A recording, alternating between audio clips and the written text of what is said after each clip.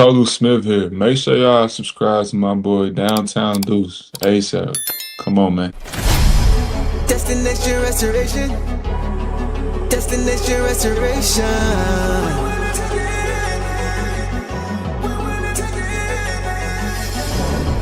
Destination restoration. Destination restoration. It's our time. Can you feel the elevation?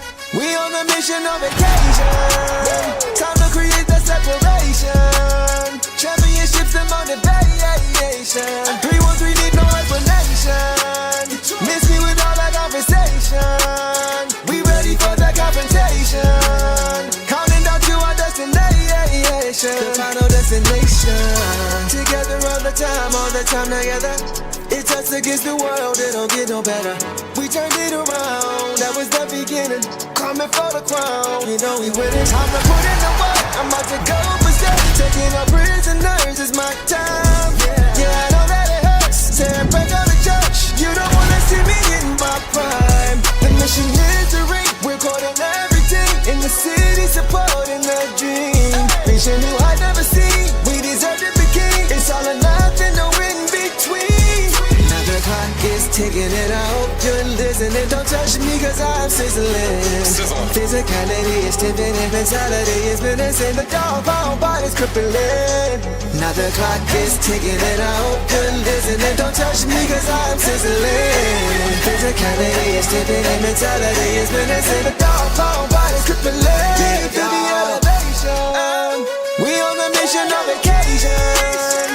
Time to create the separation. Championships and motivation. 313 need no explanation. Miss me with all that conversation. We ready for that confrontation. Counting down to our destination. The final destination.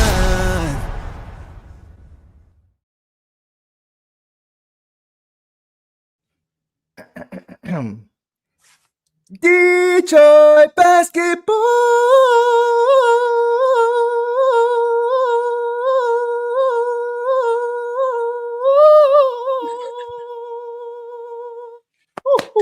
Whoa! I had to switch it up for this one.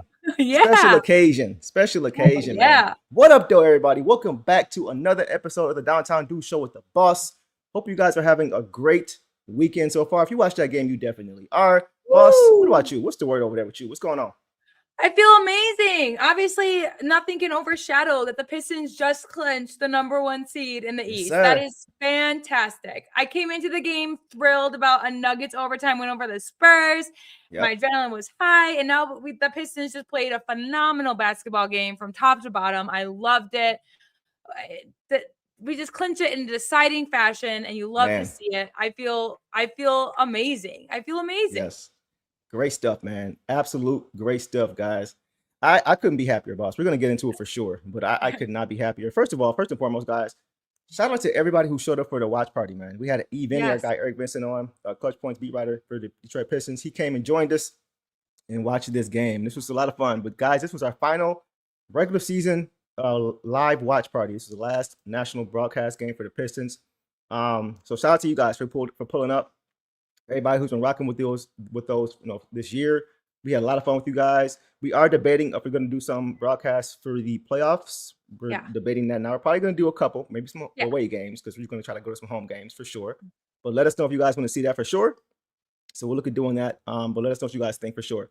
Before we get into this game, guys, I just want to briefly do our PSA, right? So let's get into the PSA. As you guys know, last episode, Boston and I, we announced that we are doing another fundraiser for the month of April, as we talked about, right? So as I mentioned to you guys before, I shared with you guys that my two sons, both of my boys, Carson and Kai, they both are autistic. Carson is 6 and Kai is 3, and both of my boys have a speech delay. Kai is able to repeat words, but he's not conversational yet. Carson, he's able to make sounds and hum melodies and things like that, but he's not able to formulate words or speak yet. So what we're doing, guys, for April, we are partnering with Autism in the D, which is a nonprofit that focuses on autism acceptance and inclusion. It supports community events to bring more awareness and resources to the city of Detroit. And that means a lot to me personally, guys, just being directly impacted by autism. with my two boys and just trying to help them the best that I can. So for the month of April, guys, as we've done in previous months, we're going to be donating half our super chats to the Autism in the D Foundation for sure. And lastly, Autism in the D is also hosting an annual autism walk on April 12th of this year. It's from 12 to 3 to show support to those affected directly by it. So if you guys want to support, feel free to pull up, man. My wife, we're going to be there with our boys. Hopefully we get a chance to meet some of you guys, personally. And you guys have already showed a ton of support, man. You guys have really honestly made this transition easier for me. So thank you guys for all the love you guys have showed us so far. Me and my wife, we really do appreciate all you guys' support for sure, boss. Yeah.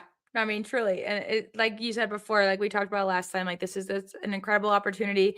It's, it's you showing your vulnerability as well, but just for the kids, for just more autism awareness, it's just huge. And I've just really loved how the Pistons have their, they've spoken for it, how you have the autism in the D, the walk for, like, there's so many great organizations and causes. And I'm so excited because we have been able to contribute so much for so many people this season. And you guys, I know we'll continue that this year. You guys really showed out last show, which was incredible, like truly made everybody emotional. So thank you so much. So we just get to continue again, just an incredible Pistons season, and now working towards an incredible cause as we finish out the regular season and head into playoffs.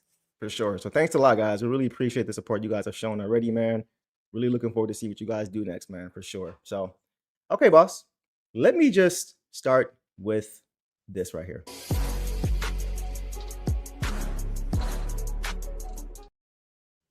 I need those ones in the air.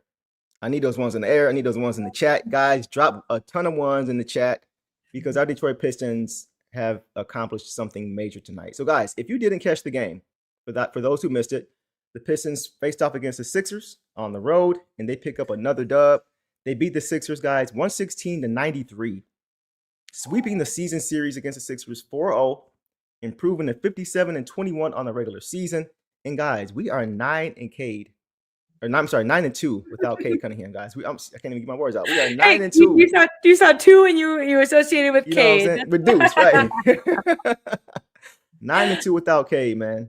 And guys, with tonight's win, the Pistons have officially clinched the top seed in the Eastern Conference for the first time in 19 years, guys. 19 years, when they did so in 2007.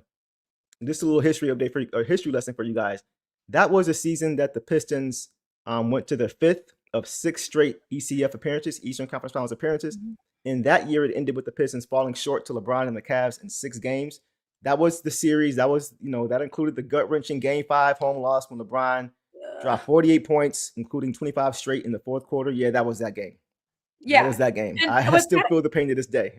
I mean, what's kind of crazy is you got people in here, I'm so thrilled for the fans that haven't experienced this yet. But just not to get into that much, but like, we lost to that in 48 LeBron. Like that's how, if you haven't experienced the Pistons in the first place, then you haven't seen LeBron in his prime, really.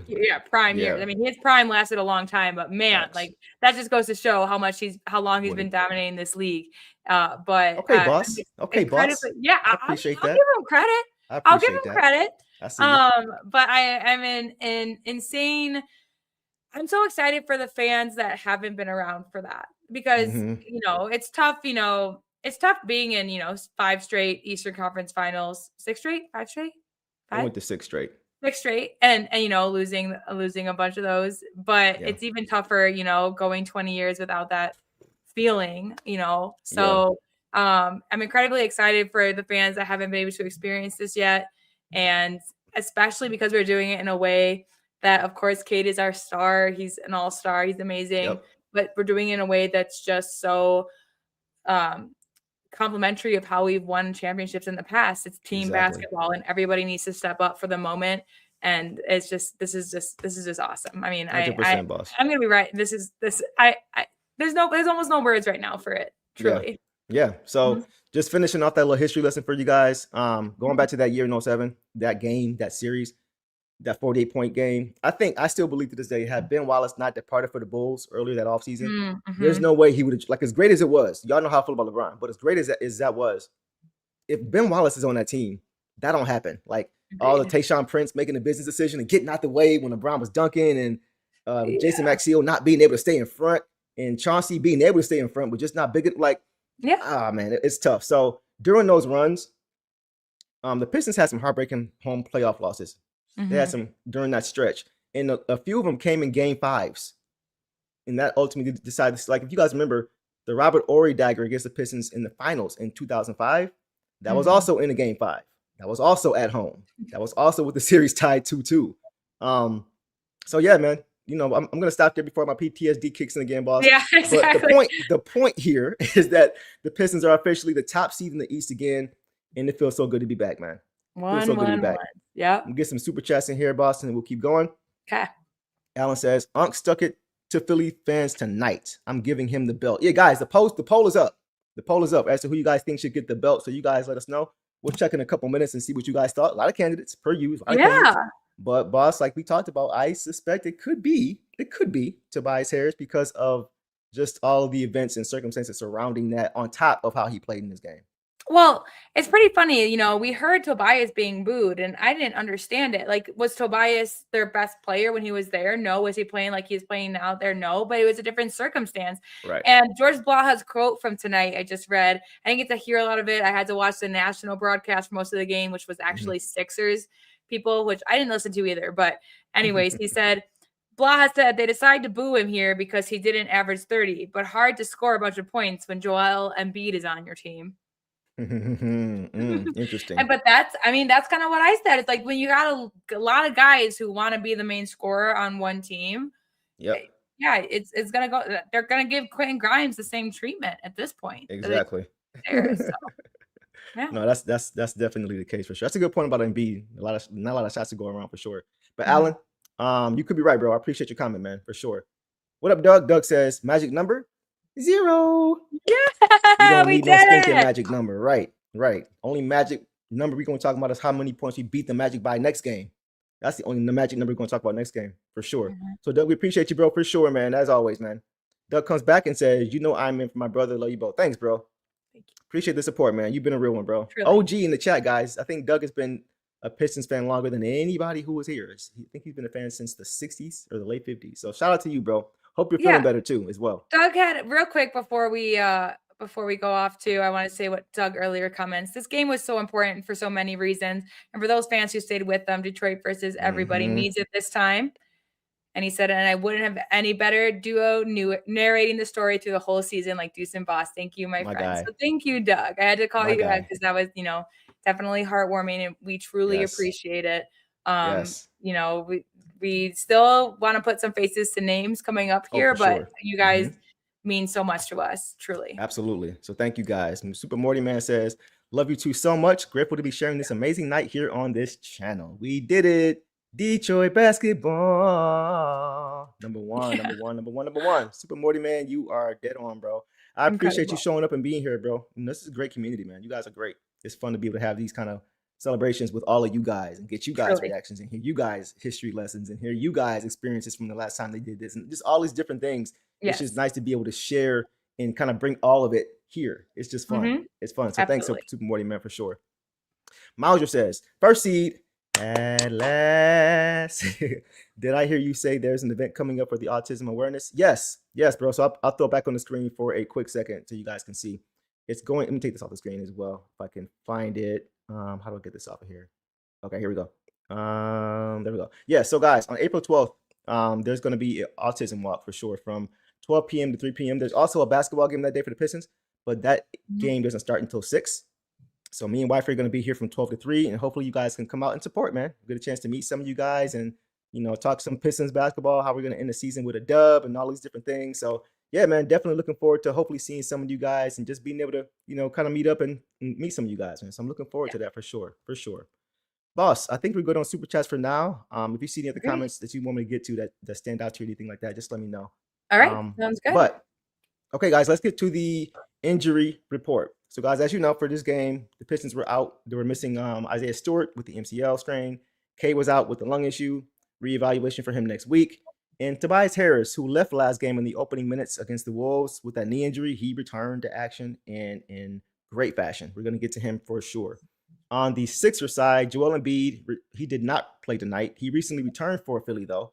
For the first time, I think, all year consistently, he's playing now. But because it was a back-to-back, I think, today for them, they sat him out. So I was hoping we were going to get to see him versus JD. You know, in my opinion, the best two centers in the East kind of go at it. But it didn't happen today. So didn't get that, but it still worked out because the Pistons got a dub. And we're here talking about, you know, the Pistons clinched the #1 seed. So it all worked out. Anything on that, boss? Yeah, I mean, also I want to say that Jalen Duren was questionable coming into the game well with an illness, but he did end up playing. And so just want to mention that because I think I'll go into some of our notes as we move forward. But it was really good. I think just the positive was seeing that Tobias was available for us. And also Paul George was probable coming in the game. He did play, but as we go through as well, we did a really good job just slowing him down at halftime and slowing his game down. Props to him though. Like for the good of the game, I'm glad that he's a little bit back into a rhythm. But for this win, stopping him was very crucial, and we definitely did that. Torch Lord, him or Kawhi? Who do you think's worse? Let me know. It's Embiid. It's Embiid 100%. Because you know what Kawhi doesn't do is throw his body around out there. Oh my, yeah, he does not do that. Kawhi's pretty ethical, if I'm being honest. So yeah. Yes, exactly. Good point. Let's get to our dog, Dom. Always showing love. What up, dog, Brody? Dom Adavi says, honestly, didn't think we would blow out Philly because they've been hot. No Embiid, but I was a little disappointed. I was expecting more. Okay. PG started hot, but nobody else really did much. Got to win the playoffs now. Yeah. And you know what, bro? Like I'm not mad. I'm not too upset by it because we still won by double digits. You know, we still held them under 100 points, which is always a great sign against a team, like you said, bro, who's been really hot. And they've been scoring a lot of, they're not really good defensively, but they've been scoring a lot of points. I think Eric said they're 17th defensive rating in the league. So they're not really good defensively. It's their offense. So to be able to hold them to 93 at home, I'm happy with that. You know what I mean? But I feel you because you're always trying to strive to be better, ways to get better. It wasn't a perfect game, but they definitely did more than enough to get this game, to get the job done, and to do it pretty early in the fourth quarter, boss. Absolutely. And I agree with that as well. And I get it because the reason that other guys didn't get hot was because of our defense. Kelly Oubre has had fantastic games against us. Quentin Grimes has. Cameron Payne had a great game against us. Trenton Watford, who they played in the last 2 minutes, had a great, like these guys have had good games against us, and we were able to defend them well and kind of hold them off. They went on one run that you could look at and be like, that can't happen. But the fact that we were able to adjust to it is huge. And yeah, we won kind of by Embiid, Paul George, and Maxey have been their lead scorers, but they've gotten through this season without Embiid or without Paul George at certain moments. So they have the capabilities. I personally thought that it would be kind of a closer matchup. So that's why I'm coming out of this feeling okay, because I thought that it would have been a little bit of a tougher matchup, but there was only a small span of time where I was like, this is a game. Otherwise we had the advantage for sure. Yeah. Appreciate you, bro. As always, man, my guy. Real quick comment. Zion says, Tobias committed fratricide in the city of brotherly love. No mercy. I'm screaming. He always gets up against these guys, man, for sure. All right, boss. As far as the starters for tonight, the Pistons went with the starting five of Daniss Jenkins, Duncan Robinson, Ausar Thompson, Tobias Harris, and JD. And let's check on the poll and see what you guys think about who should get the belt tonight. I have my suspicions, but let's see. Boss, who do you think the chat thinks should get the belt tonight between Tobias, Daniss, JD, and Ausar? Well, Jenkins has the belt to give. A 14 assists, that's disgusting. I mean, that's incredible. I think they're going to give it to Tobias because he came off of injury. He got his stat line of 19 points, 4 rebounds, 2 assists, and 4 steals in less than 27 minutes against a former team that he's continued to play well against and been disrespected by. They booed him. So I think I can see Jenkins giving it to Tobias this game, but I think chat aligns with that. I think chat picked Tobias. Okay, so let's see what we got. So yes, you're right. So the chat thinks 57% thinks that Tobias Harris should get the belt, 31% for Daniss Jenkins, 11% for Ausar Thompson, and 1% for JD. First time in a while we've seen JD at the bottom of the poll. But once again, that just shows how good of a team we are and how Mhm. other guys can step up. It's not just one guy or bust, or two guys or bust. We can get it done in multiple ways from multiple guys, and that's how we've always been able to get the way we're winning games. Is how we've always won games. Defense first, and offensively can be anybody. And that's what it's been. That's what it was tonight. That's what it was tonight. Yep. So I'm loving how the blueprint of how we've gotten it done is more and more continuing to show itself and manifest itself with this team. It's great to Mhm. see that for sure. Yeah. Okay, guys. Without further ado, we are going to get to some initial thoughts. And boss, I am going to kick it to you first. Let me know what you saw in this game. What stood out to you in this game? Our offense was on it. We had 9 guys score in the first. 9. Mm. The only one was Huerter, who had some good looks, who couldn't make it, couldn't sink it. By 9:45 in the second half, we had 11 out of 11 guys. Everyone had scored, including Huerter. Like they came back, they redeemed themselves. Kind of crazy. Again, I think Eric Vincent brought it up during the live too, but this was a team for that 75% of the season. We were like, where is Cade going to get help offensively? And then you go up and you show up and you get 11 out of 11 guys scoring in just over a quarter is incredible. The offense was insane. Daniss Jenkins almost had a double-double. He had 13 points and 8 assists going into the second half. Like he almost had a double-double first half. Like that's star numbers right there. So I really liked it. I think our defense, we held them, in the first quarter. We wanted them under 30. They got 31. I'm still not going to be mad about it because some of those contested shots were just Maxey and Paul George was in a rhythm, and Maxey is Maxey. Like he can make anything truly. He's nice. He's really nice. Exactly. So I'm just incredibly proud of our team. Everybody that played recorded, except for Chaz. We'll give him a pass because he played in garbage minutes. But everybody else that played all recorded points, all recorded rebounds. The majority of guys recorded assists as well. We picked up, the first half was great on offense, and then we picked up our defense second half, which is exactly the adjustment we needed to make. Even the second half when the Philly went on their run, it was some lineups that haven't played together often, so I'm not going to get too upset about it. It's also guys that we were, as we're getting closer to playoff season, you want to see what else they can do for us out there. So I don't blame JB for kind of pushing some of these lineups to go. I mean, the most minutes tonight were Daniss Jenkins, and he was at 31 and a half, like barely 32 rounded up. Like it wasn't like it was very equally spread out tonight, which is exactly what you want to see is guys not having to play 42 minutes, 40 minutes a game, Right. So overall, the offense really stuck out to me in the grand scheme of the game. The defense definitely picked up second half. I just really liked what I saw. The team was, and the bench. I just love the vibes. It's like, this game was important for both teams. The Sixers are trying to stay out of the play-in, and the Pistons obviously wanted to just clinch that first seed, get it over with. We got closer with our last win, and then, the Celtics won. So it's back in our responsibility to clinch that first seed. Yeah. And so the way we did it was phenomenal. Like I said, to win by 23 points. Yeah. That's on the road without Cade.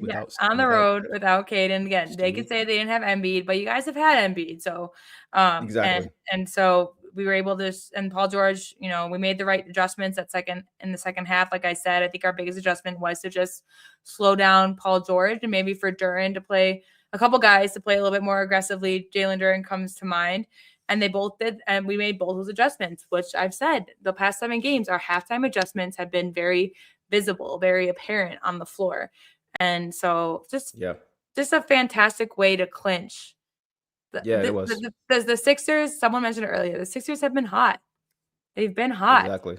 And we did this to them. So. And that's why I always say defense, because a hot team who scores 93 points at home, like that's all you need to know. Yeah. That's all you need to know. That's who the Pistons are. That's who they are. Yeah. To be able to do that in that fashion, just thanks for the update. Them. By the way, guys, we're trying to watch this Michigan game too. Michigan is, if you guys didn't know, in the Final Four, and they're going to work right now on Arizona. Yes. Arizona was a team that everybody was like, it can go either way. It could be a push between them and Michigan. They're good. But the way Michigan's looking, they're up 43-27 right now, guys. Let's go. 43-27. How much time is left? The biggest deficit that Arizona's had all tournament or all year is 16 points. Is exactly what it is right now. Go ahead, boss. I was questioning how much time is left, if you could tell me, because we're going to get through this. But if it becomes a close game, in the last few minutes, we'll become a watch party, but we'll see how it goes. It's a minute 47 to go. Now they're up 17 with another free throw. So they've been dominating the first half. Okay. Oh yeah, they came out the gate firing. It was 16-5 early. Quick time. Let's go. Yeah. Okay. So I believe they're gonna win this. I think they look like the better team, low key to me too. We'll see. I ain't gonna jinx it, but we'll see. Right. We'll talk about the Pistons. Don't you worry. That's going to be our main focus. But we appreciate the updates for sure, and we'll see how the game goes. The way it's playing right now, we won't have to do that because they'll clinch it easy. So yeah. So guys, before I go to my initial thoughts, you guys know I like to talk about some numbers. I always check the box score to look at some numbers first. The eye test, of course, too, but I want to see if the Pistons are playing to their style based on how the box score looked as a team. So let's go through it. Did the Pistons play to their style? So let's start with points in the paint. Pistons won 54-44. Good sign. Fast break points, 22-12. Great sign. Rebounds. Wow, they're going crazy. They're going in. Wow. Rebounds. Let me focus. Rebounds, 45-33. Great. Free throws, the Pistons shot 24. The Sixers shot 15, and we made 19 of them, which is also good. Turnovers, 12-15. We won that battle. Assists, 33-17. We won that battle. Stocks, 16-10. So guys, across the board, there was some sloppy play in there. There were some lulls in there. We always talk about 48 minutes of basketball. You want to play it. You got to play it. But overall, guys, they won every category. Every category that really goes to their identity as far as who they are, as far as dominating the paint, as far as getting out and running, as far as rebounding the basketball, as far as their stocks. Like, they dominated every category. They won every category. No, that's a great sign. Go ahead, boss. Again, I had to listen to the national broadcast, which wasn't bad. No hate to the Sixers broadcasters at all, but they did talk about how boards and assists were kind of, where the Sixers needed to pick it up. And for us to finish with 12 more in both categories, 15 more in, like, at halftime, we had 21 assists and they had 10.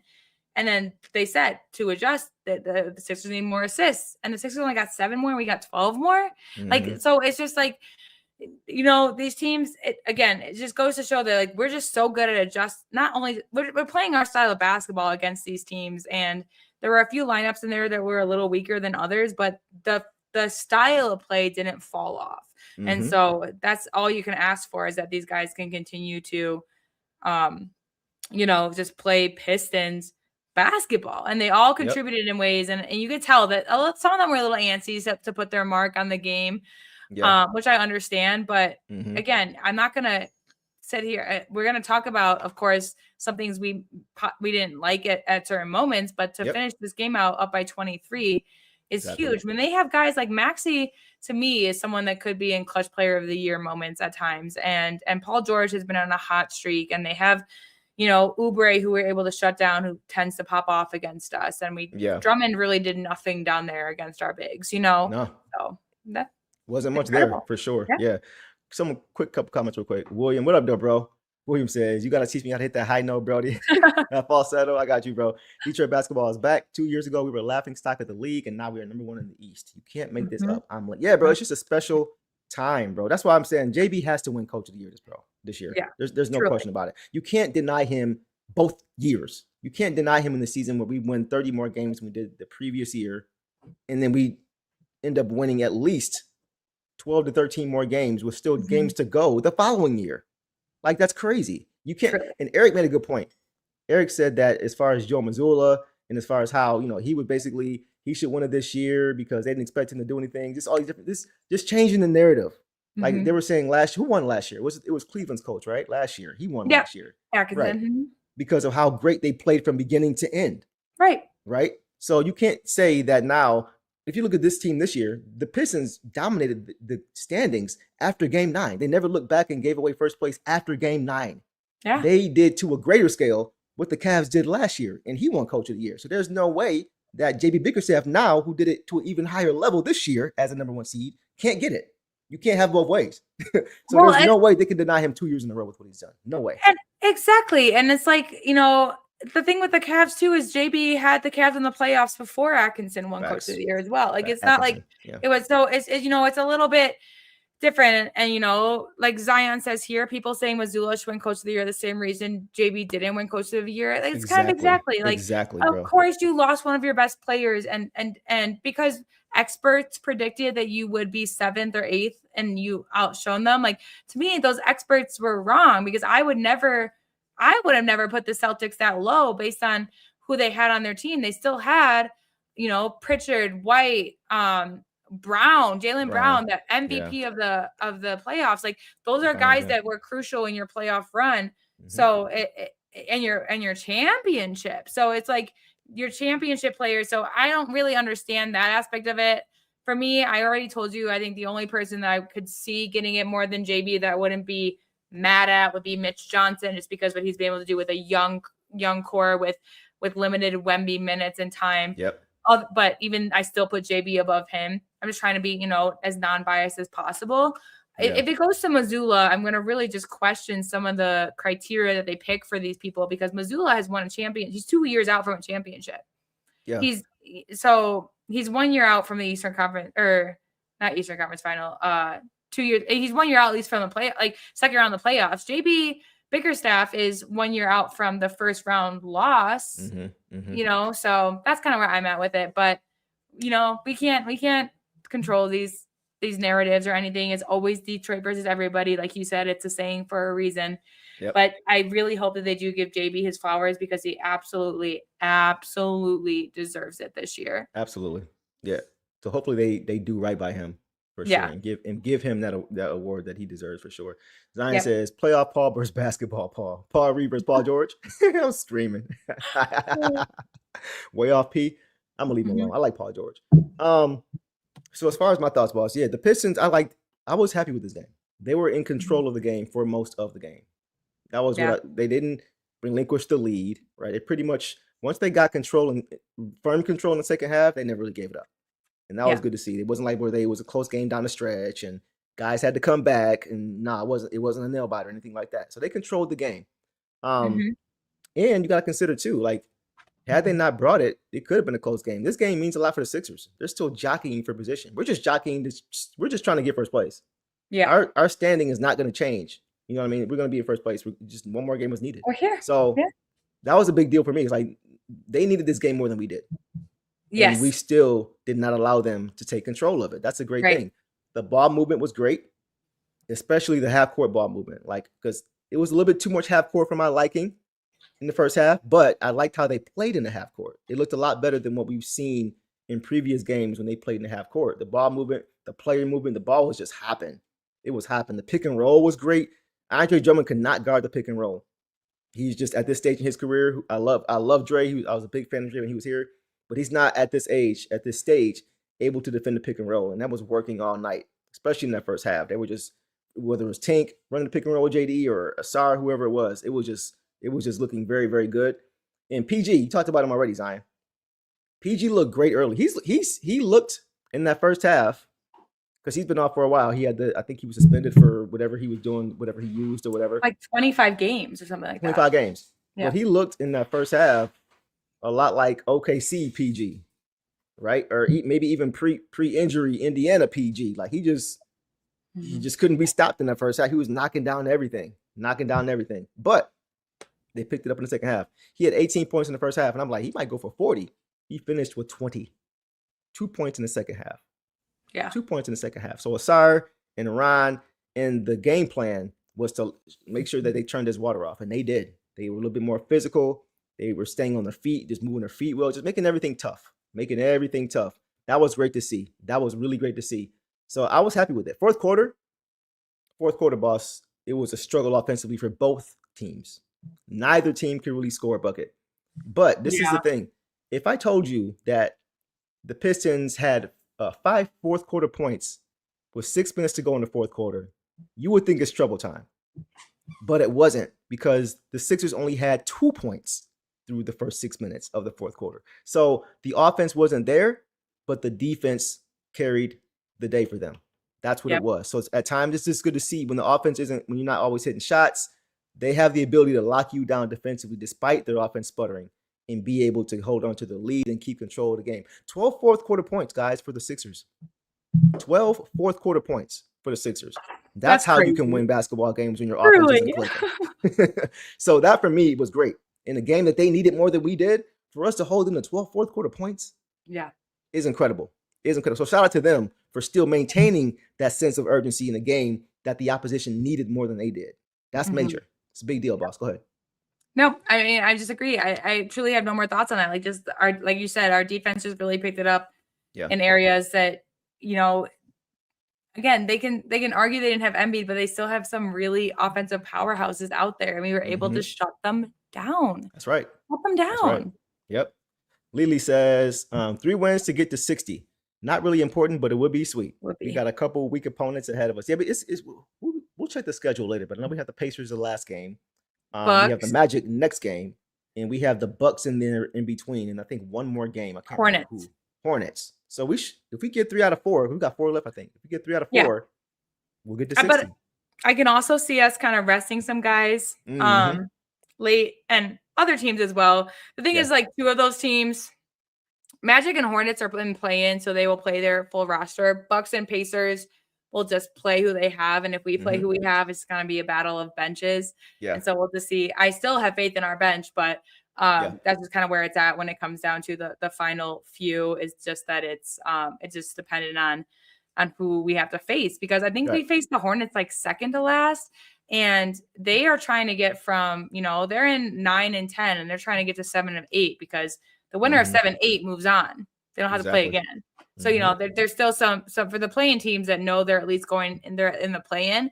There's still some seeding competition there. So we'll see. But I mean, still absolutely doable. I think it's completely doable for us to win out. Yeah, which would be incredible. It's doable both ways, but it just does depend. It depends on the last few games on who we want to rest and who we want to throw in there. So we'll see. For sure. Yeah, it should be fun, man. Shutting down the Sixers to 12 points at home in the fourth quarter. Exactly, bro. That's impressive. That's impressive. That's about sense of urgency. That's all that's about.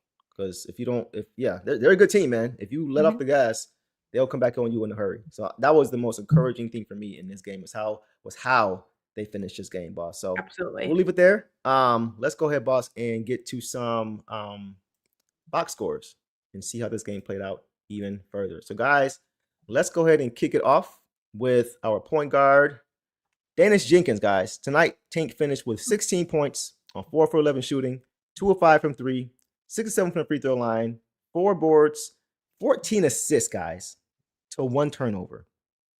14 assists to 1 turnover. Also 2 stocks, a steal and a block in 32 minutes. Boss, take off on Tank. What'd you see? It's incredible. Truly incredible. And like we said, like I said earlier, he finished the first half with 13 and 8, almost a double-double in one half, which is just so impressive in today's NBA, especially against a team that has been hot. It's a major factor in our ball movement. Almost just under half of our assists were from him. 14 assists to 1 turnover is just ridiculous. Just ridiculous, Daniss. Insane, I don't know what to tell you. He only had 3 more points in the second half, but he had 8. So 6 more assists. It just tells you that he was out there to facilitate, to be, to fit into what the team needed in that time. 4 of 11, I don't love that. But 2 of 5 from 3, I'm not gonna fall. That's 40%. But 4 of 11, some of those shots I want to see him finish, but it wasn't so. The last game we saw him go up with those floaters and they were just short every time. Today it wasn't so obvious because of everything else he did. And I also want to say that in those 32 minutes that he played, he had no fouls, and that's just huge because he was playing against he was guarding his positions. He was guarding guys like Tyrese Maxey, who is an incredible basketball player and can draw those fouls. So, and Daniss, he got to the free throw line quite a bit. He was 6 of 7 early. He drew 4 fouls on 4 different players in the first half. And to me, again, we were talking about, that's not even like a Cade whistle he was getting out there. And and Grimes was complaining that he was whipping his head a bit. But here's the thing, Daniss plays through things. We saw that in a later play. He ended up getting fouled, but he was fighting through it. He almost, was able to get the pass out the ball because he's not expecting the whistle. So that tells me that he's not flopping, because that's not our team. Our team has also learned that even if they try to sell, they're not going to get the benefit of the doubt. So He just played incredibly aggressive basketball. He was very fun to watch out there. And nothing but, and I want to say real quick, his 4 rebounds, 3 of those were offensive. And I love a split, but like if you're, a guard, a point guard, I'm not expecting you to go out there and get a bunch of boards. But if you record 4 boards and 3 of those are offensive, that tells me that you are, that you're following the shots, that you're in the moment, that you're reading the play well, that you're making sure that you're not giving anything up easy. So incredible game by Jenkins again. And if he didn't have the belt to give, I would give it to him because of as much as Tobias had a fantastic game, a 16-14. I mean, the person that I usually see get 14 assists is Nikola Jokic. Cade doesn't even record that many high assists, and that's not a fault of Cade. I'm just saying, in terms of the ball movement in this game. Yep. Jenkins just did. It's crazy because Tink had a 15 assist game earlier this season. Right. And like you said too, 1 turnover. And we were talking about it when Eric was on too in the live. Like these were laser passes, like they were spot on. So I can't even, and the fact that like the turnover that he had isn't coming to mind tells me that it wasn't a sloppy one, an ugly one. It was a strip. It was a strip. Okay. It wasn't like it was a bad pass. He just got stripped. It was just the Sixers picking up their defense for once in 48 minutes. So and just this is how you play. And it's funny because 3 of 11 is also kind of subpar for him. So you can do better, but I'm never ever going to complain about a 16-14 game against a team that probably was like, they don't have Cade Cunningham, so we have a chance. Yep. Exactly. Some quick comments, boss. No More King says Jenkins has fully incorporated the little no look on the passes too. That's how you know he's getting comfortable in the offense. Like whether it's coming off the pick and roll in the half court, getting to the middle of the floor where you got 2 shooters and he's doing the look away that we see K do, right? You can just see it's working and he's getting more comfortable. He's just getting more reps. He's still basically a rookie, guys. That's the crazy part. Like Coach Hart said, he's basically a rookie. But we're seeing as he gets more time, which is natural, he's just getting more and more comfortable. And he's still nowhere near as good as he's going to be. He's still a rookie in this league, which is crazy. He's still learning on the fly. DJ reminds me of Reggie Jackson. I think he's going to be better than Reggie. Reggie was good, but Reggie wasn't the facilitator that DJ. To me, Reggie is more like a Marcus Sasser, if I'm being honest, as far as a scoring point guard who will look for you secondary, but he's trying to score first. Like even Sasser now is trying to pass the ball more, but the style of play, Reggie, top of the key, he's trying to dance on you, with his ball handling. Sass kind of same way. I think Tink is going to be I think he's already a better natural point guard than Reggie Jackson. Reggie Jackson was a scoring point guard who will look for you. But just as far as floor general, just leading the team, setting the table, I would definitely like Tink for sure. But Reggie was nice. Not bad for a G League star last year. Exactly, bro. DJ is a serious impact player these days. You get it, Super Morty, man, for sure. For me, boss, this was me watching him tonight, as it usually is. Yep. Oh, yeah, bro. Fully just chill. I'm never concerned when he has the ball in his hands. I'm always expecting him 9 times out of 10, tonight 14 times out of 15, to make the right decision. Only 1 turnover and 14 assists, right? So it's incredible stuff we're seeing, man. He was a floor general at his finest. He was the epitome of floor general tonight. The way he set the table. Guys, he outplayed Tyrese Maxey. Yeah, I was going to say, bring up that stat line. Yeah, I was just about to do it. Guys, Tyrese Maxey is an all-NBA level player. Tonight, Tyrese Maxey finished with 23 points, 1 assist, 2 turnovers, and a steal. Now, he did outscore Tink, but Tink had 16 points, 14 assists, 1 turnover, 4 boards, a steal, and a block. So he was more impactful in this game. He outplayed him in this game. A G League player outplaying an All-NBA player.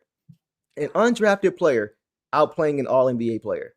Shout out to Coach Hart. Shout out to Daniss Jenkins. Shout out to Trajan Langdon for finding that diamond in the rough, guys, and playing the way he's playing with Cade out. It's absolutely incredible. And it's funny because last show, real quick, boss, you remember this.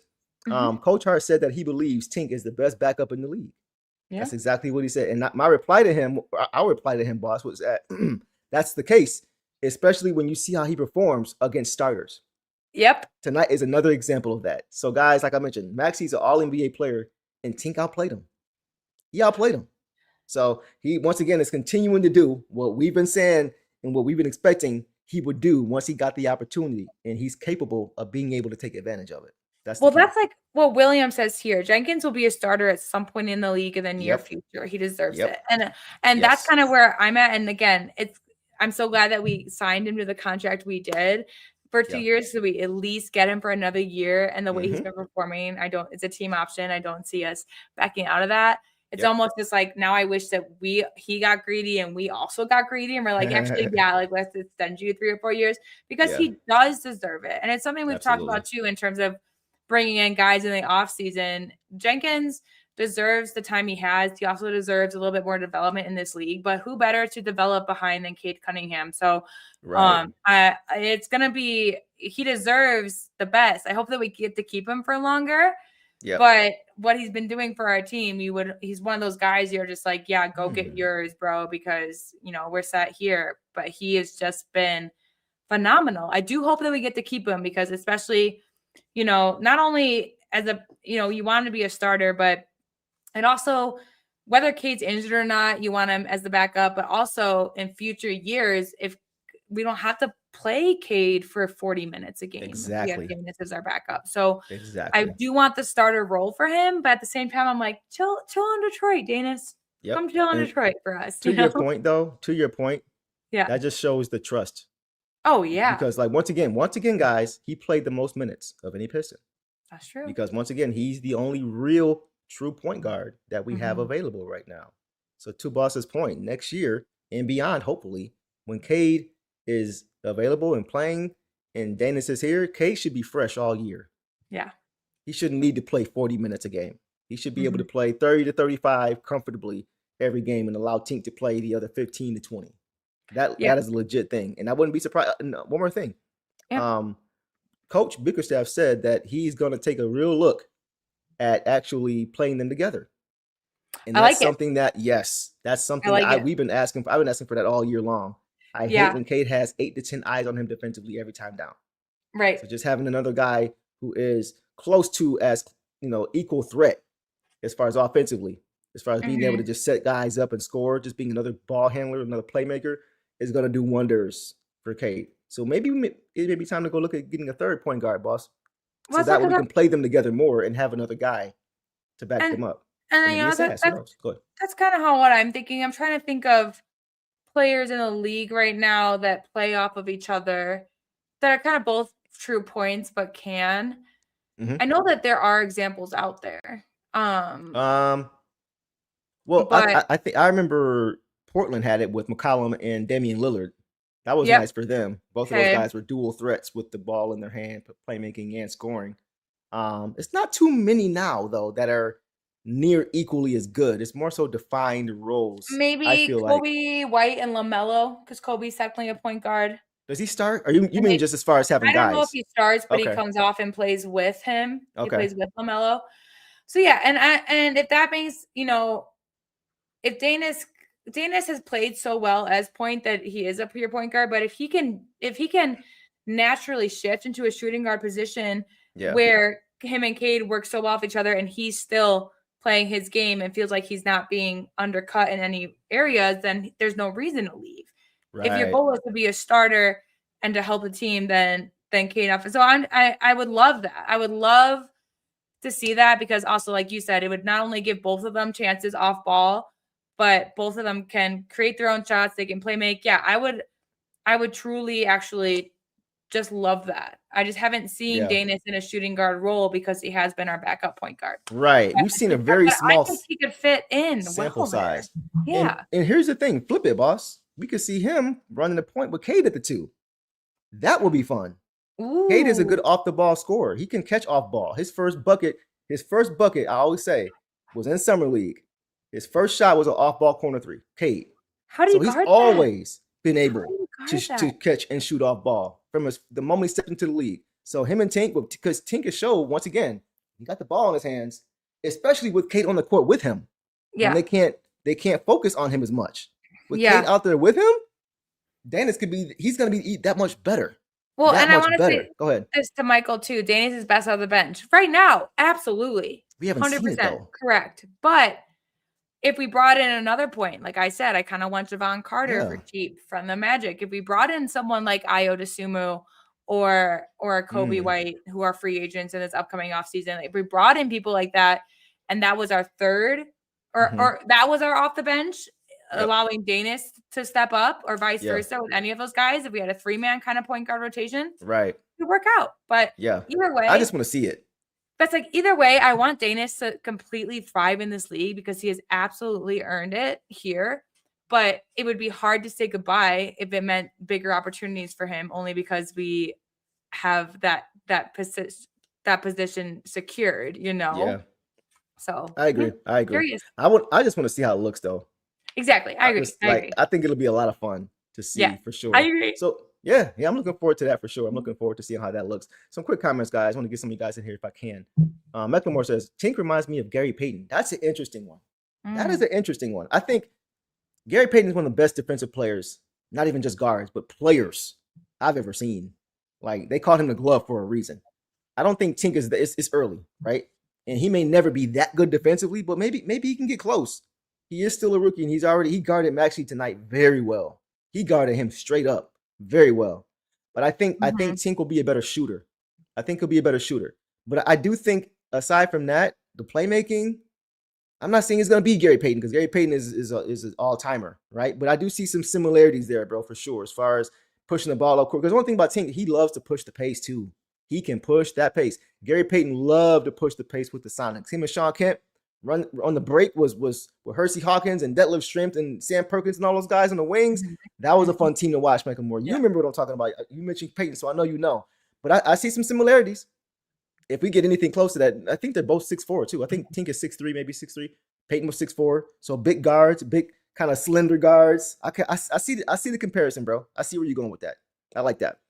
All right, guys, let's keep pushing, man. Boss, let's move it on now to Duncan Robinson in this game. Guys, Duncan Robinson finished with 11 points on 4 of 7 shooting overall, 3 of 6 from 3, 2 boards, 2 assists in 23 minutes, boss. What did you see tonight from Dunk?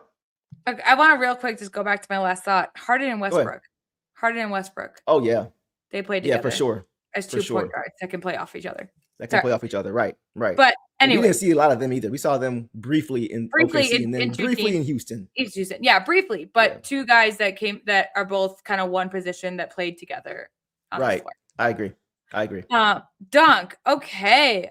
Dunk was on one tonight. He didn't get a first shot up for a while. He was one of the guys who got he got a 2-point, he got a little floater in the lane, but he didn't get his 3 up for a little bit. Yeah. But once he did, he was good, and he was feeling it. He had the task of guarding rookie VJ Edgecombe. Yeah. I would say it went about 60-40 Duncan, because Edgecombe never really popped off, never really got into a rhythm. But he did get some shots over Duncan. I saw Duncan, there was one time where he was guarding Edgecombe. I think Edgecombe pushed off, or was wrapping him up or whatever. Edgecombe was able to get the bucket over him. Duncan's running up the court. He's effing BS. He said the full words. Just, just all mad. I'm just like, okay, Dunk. And that's when, he started shooting those threes, hitting those threes. He had those huge threes at the end of the second to help us just close the quarter out with momentum. Yep. And I'm not going to complain about his 3-point shooting either. A 3 of 6 at 50% is just totally fine. 4 of 7 overall. That's fantastic.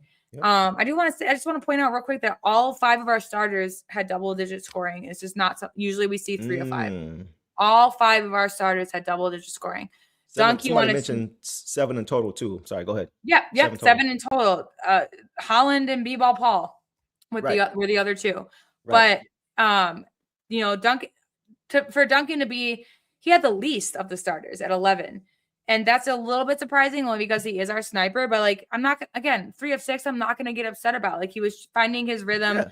Yeah. He didn't get a 3-point shot up until the second quarter, at least, I believe. But he only had 2 fouls, no turnovers, 2 defensive rebounds, didn't get to the free throw line.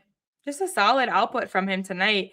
Yeah. And in less, closer to 23 minutes, you're not going to complain about that at all. So he definitely had some big buckets in moments that just helped us maintain our lead. And what I liked about most of it from Duncan was just the fact that he was in it emotionally. He was just, he's really just bought into the Detroit style of play and not emotionally detrimental. He had that 1-3 that was kind of long.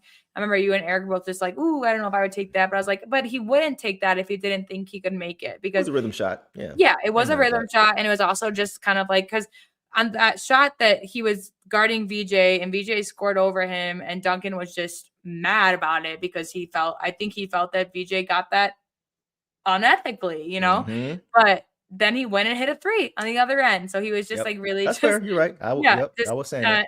And I don't mind that at all. So just a good emotional game, powerhouse game from Dunk. And I'm never going to complain about him going 4 from 7 from the field. I know he can get up more, but he kind of had a slower start, and then we just didn't need him in the 4th. So exactly. Some quick comments, guys. Torch Lord said, I liked it when Gary Payton forgot how to play defense in the 2004 finals. You know what's funny? Jimmy Fox once said after the finals that, he caught him the glove, but I think during that series, he had a big old hole in that glove. It was hilarious. Some other quick comments from you guys. Let's see. Oh, Boss, you'll appreciate this. As far as guards that can do both, as far as score and facilitate, Joe Dumars, Isaiah Thomas, and the microwave Vinny Johnson. It's a great one. I was going to say, that is a good one. And I would say, too, Chauncey didn't play a lot with Hunter, but him and Mike James a little bit. Yeah, they didn't really. It was pretty much set with the guards. And I didn't distrust Rip with the ball. He was a solid secondary option. Chauncey was always the one who facilitated. So like Rip was a lot like what Duncan does, just a little bit better. Yeah, as far as being able to come off pin downs, come off the curls, and secondary playmaking, that was where Rip was good. Since Jenkins is basically a rookie, you could tinker with that a little bit and see if that is also just a place that he thrives in. I don't think that they're going to take him out of where he thrives. I think if they're like, you're stronger as a backup, they'll keep him as a backup for as long as they can. Right. Otherwise, they'll play with it a little bit to guarantee that they can keep a talented basketball player on our team. I agree. Chris, as far as he replied to that, he said Edgecombe still has 17. Yeah, he did, but he had on 18 shots. Took 18 shots to get 17 points. And he wasn't getting to the free throw line. See, that's the key. He only made 7 shots, bro. Shot about 30%, 35% from the field. So you can have as many all those points, but are you shooting your team out of the game with taking so many shots and not hitting them? So that's a big thing for sure. Just wanted to point that out. I thought Dunk played really good defense, boss. I was going to say, I just want to point out too, Edgecombe was 2 of 8 from 3 and Dunk was on it. Yeah. So that's so it's about how you're getting them too. But yeah, like I'm cool with him with those numbers. You can have 17 or 18 shots. Go ahead, bro. Yeah. But yeah, once again, we talked about the comparisons to Rip and stuff like that. I liked how he was coming off screens, pin downs, and different things, and just being able to play make. He was doing that early in this game. He had a nice lob to Ausar for a dunk. That was pretty. He just took what was there. I always say I want to see him get up like between 6 and 8 threes a game. He was at 6 tonight. So I'm okay with that. He made 3 of them. So I don't really have a lot on him. I just thought he was very solid on both sides of the ball. Even most importantly, the defensive side. To see him continue to battle and to force guys like VJ Edgecombe, who's a rookie of the year candidate, in my opinion, behind Conker Nipple and Cooper Flag. I think he's right there after that. It's hard when you got a rookie that can, again, shoot the lights out from 3, literally lead the league in threes. Yeah. And then the other rookie who has to carry an entire team. Right. Like BJ wasn't asked to do that, but he would be a good candidate for that, if not against those guys. And he's one of my favorite players to watch and will be huge in this up and coming team. But I just want to check over. So Duncan didn't usually he records a steal a game. The stocks are pretty high, but I also want to say, like, this is 6 shots in 24 minutes. We've seen him go closer to 36 with only 7 or 8. So you're just like, at least he got his volume up, especially starting slow. He didn't get his first 3-point up until later in the game. I want to say second quarter. I could be wrong. I don't think he got his first 3 until second quarter. And then you still only played closer to 23 minutes and you still got 6 up. Like, that just tells me that you were, and he had 2 big ones in a row to close out the half. So exactly, man. So guys, we'll leave it there. I thought Duncan was really solid in this game. He wasn't early foul trouble, so I want to give other guys credit too for how they chipped in. Mike makes a good point. But when he came back in, he went right back to it. He also ended the game. He ended the game with 2 fouls, and you just love to see that. I have to commend guys when they do that. When they go out for early foul trouble, and then they come back in, and they're like Jalen Duren had 1 foul in the first few minutes and didn't get any more fouls. Right. And we were like, oh, here we go. Yeah. First foul, he's gonna have to sit. If he gets one more, he's gonna have to play soft now, so he doesn't have to sit and get the second one. But he made the adjustment. Yeah. So once again, boss, to your point, that was great to see as far as just not fouling and also just still playing good defense. You mentioned the adjustment on Paul George, go from 18 points to 2 in the second half. Like just adjustment after adjustment after adjustment, whether it was the fouling or just the defense period. I thought it was great. That's just crazy. It's great to see. That's crazy. He had an 18-point first half, and you sat in the live, you're like, he might go for 40. I was like, yeah, he might. It felt like it. And it felt like it. That was the like we didn't have a lot of adjustments to make going into halftime, you know. But the adjustments that we did have to make, we made them and still thrived. It's just so incredible to see a team do that. It's so fun. During an evaluation year with our best player. Yeah, in the evaluation year, we're in the first place East. That's against a team who needs this game.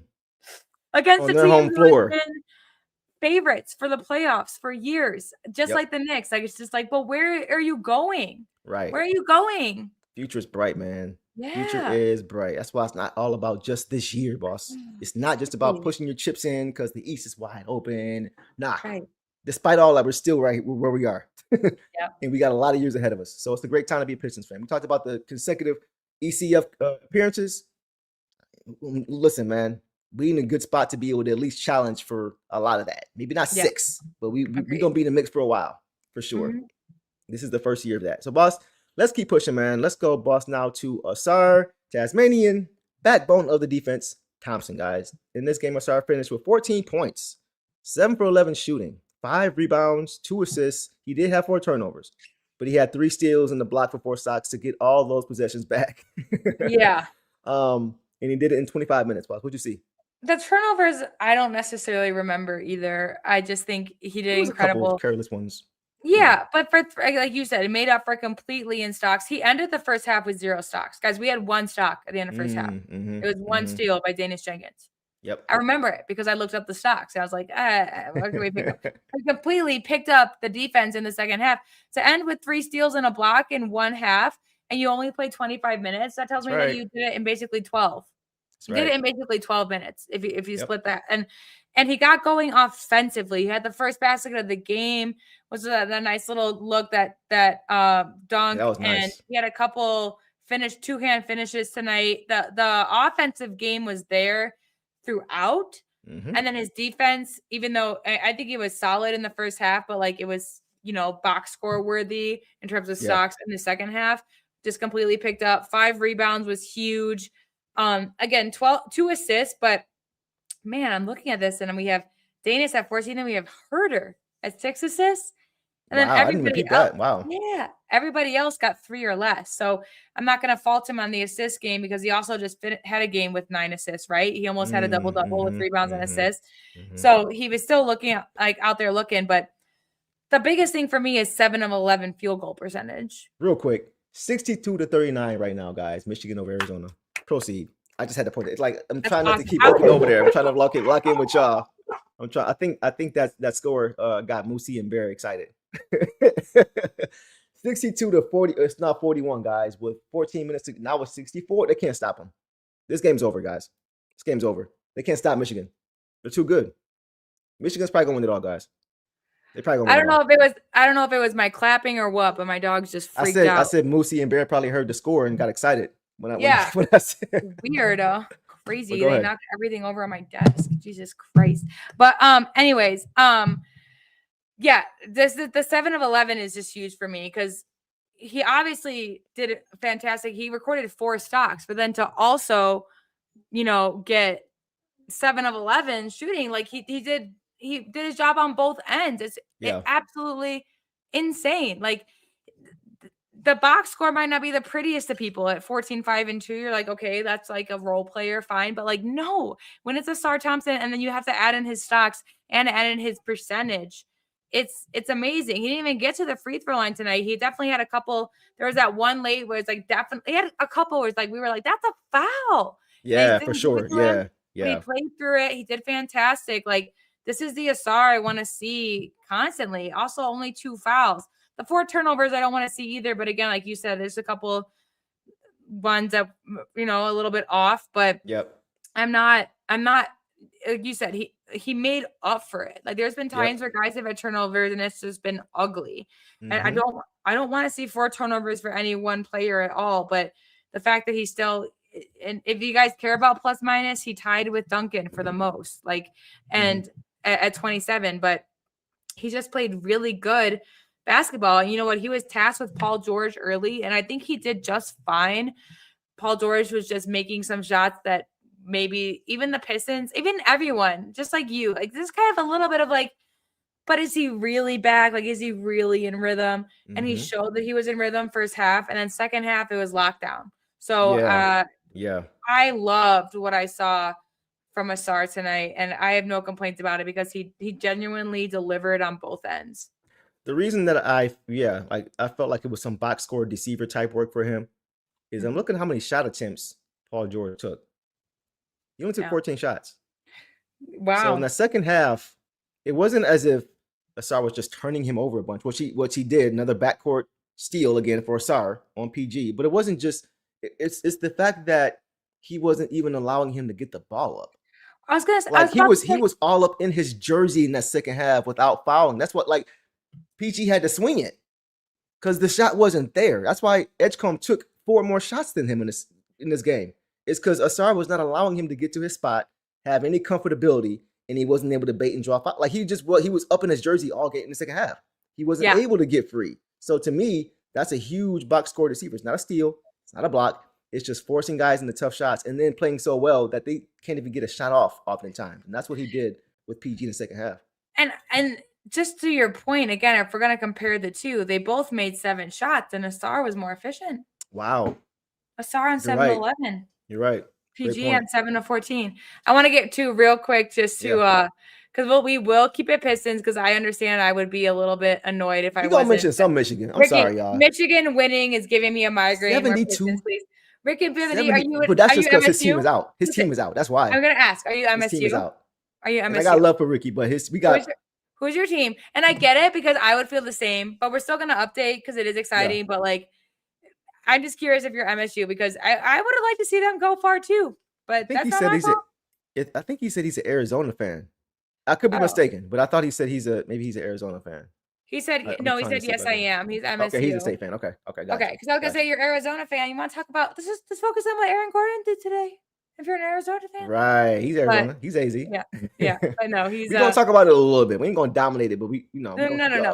We're just checking in because I know for you guys to be here when a game like this is going on is incredible. So we just want to keep you updated too. But that's where I'm 100%. At. But anyways, 100%. B-ball Ausar was just incredible. Like you said, just lockdown, and the fact that he also just adjusted to that. And I think we talked about it a little bit too, because Kelly Oubre has kind of been the guy who has popped off against us. This season because we haven't faced Paul George. This was our first time facing Paul George. The Sixers we swept them 4-0. The Sixers, by the way, the first 3 games we did not have Paul George on the floor. We had guys like Kelly Oubre kind of. So I think that it was just kind of a defensive adjustment as well. We just wanted to shut down guys that we knew could pop off against us. We gave Paul George the opportunity to prove that, and then we adjusted to that. So Swiss Army knife behavior from Ausar. Like when he's playing off ball. That's when he's at his best. I know Heisenberg. Just again, go focus on what Aaron Gordon did to Wemby today, and you'll make it feel better. Ausar off ball is the best version of Ausar. When he's moving and cutting and finishing, off ball finishing is where he's best. He's gotten a lot better with the ball in his hands. I have to give him credit. There was one time I think he got left by himself in the backcourt. Like, bro, where y'all at? But I thought he was really, really good in this game, and it seems like he's getting more and more back into his groove. Pre-injury groove. Like we talked about that sample size of those few months before he went down with that ankle injury against the Spurs, right? I thought he was playing the best ball I'd seen him play as a Piston over that stretch before that injury. And I suspected that once he got, because he was a little slow when he got back. It was a little bit of a struggle, like 2 points. I think last game he had like 1 point in the first half or something and finished with like 6 or 7. So it just seems like he's slowly kind of getting back into his groove and finding his way and just kind of getting in where he fits in offensively. In the half court, we know on the break he's great. A lot of time he creates his own offense defense. But in the half court, he's just looking more and more comfortable again, as far as being able to find his spots in the floor, find gaps in the floor, and guys are finding him. Guys are finding him. That's another thing too. So the way he's playing right now, if he gives us this type of game, this type of impact on both sides in the playoffs, it's more than what we need because he's guarding the best player every game. It's hard to ask a guy to give you a ton offensively when they got to guard the best player every single night. That's a lot. That's a lot. And he's improved on both sides. So, you know, I'm okay if it's not always about how many points you score. It's about how many points are you preventing. And once again, what he did to Paul George in the second half was more than enough. The 14 points he scored was more than enough, considering how he shut his water off, Paul George's water off in the second half. So, I'm cool. I'm good with that for sure. I've wanted double digits from him. That's all I've asked from him, 10 plus, if you're going to be in this lineup and be on the floor for as long as you are. But again, 4 stocks and 14 points is just peak Ausar. That's peak Ausar. And I think with him getting the first basket and some of these cuts that he had tonight, being able to finish with 2 hands, things like that, it just helps get his game going. So it's exactly just what I want to see from him going forward. All we ask from him is the defense, and anything offensive is kind of a bonus. But tonight it was just beautiful all around. This is one of his better all around games that I've seen from him in a while in terms of being able to produce 14 points and get 4 stocks. Exactly. 100%. Super Morty Man being petty said the Knicks have failed to reach number 1 all year. It's got to be frustrating. I think about this all the time. It's got to be frustrating that you've been to kind of you made the playoffs 4 years in a row. Like you've been kind of a top team in the East. You've discounted other teams, and then the Pacers beat you last year after their incredible run, and now the Pistons are why aren't you number 1 in the seed? That's what I want to ask. If I'm a Knicks fan, I'm like, why not us? Exactly. So I'm not trying to be petty, but it's more just so in terms of looking at it as a fan, why not us? Why not you? Classic says, I don't want to seem like a hater, but Ausar seems to be a more versatile defender with freaky athleticism. Wemby has height and long arms to cover a lot of ground. Someone said earlier, it's because I posted it earlier on the chat too, that Joker dropped 40 on Wemby and Ausar would never let that happen. Depoy. There were a couple, and I'll let you didn't get to see it, but I'll let you watch the replays. Wemby had 3 blocks on Joker, so it's not like he wasn't trying.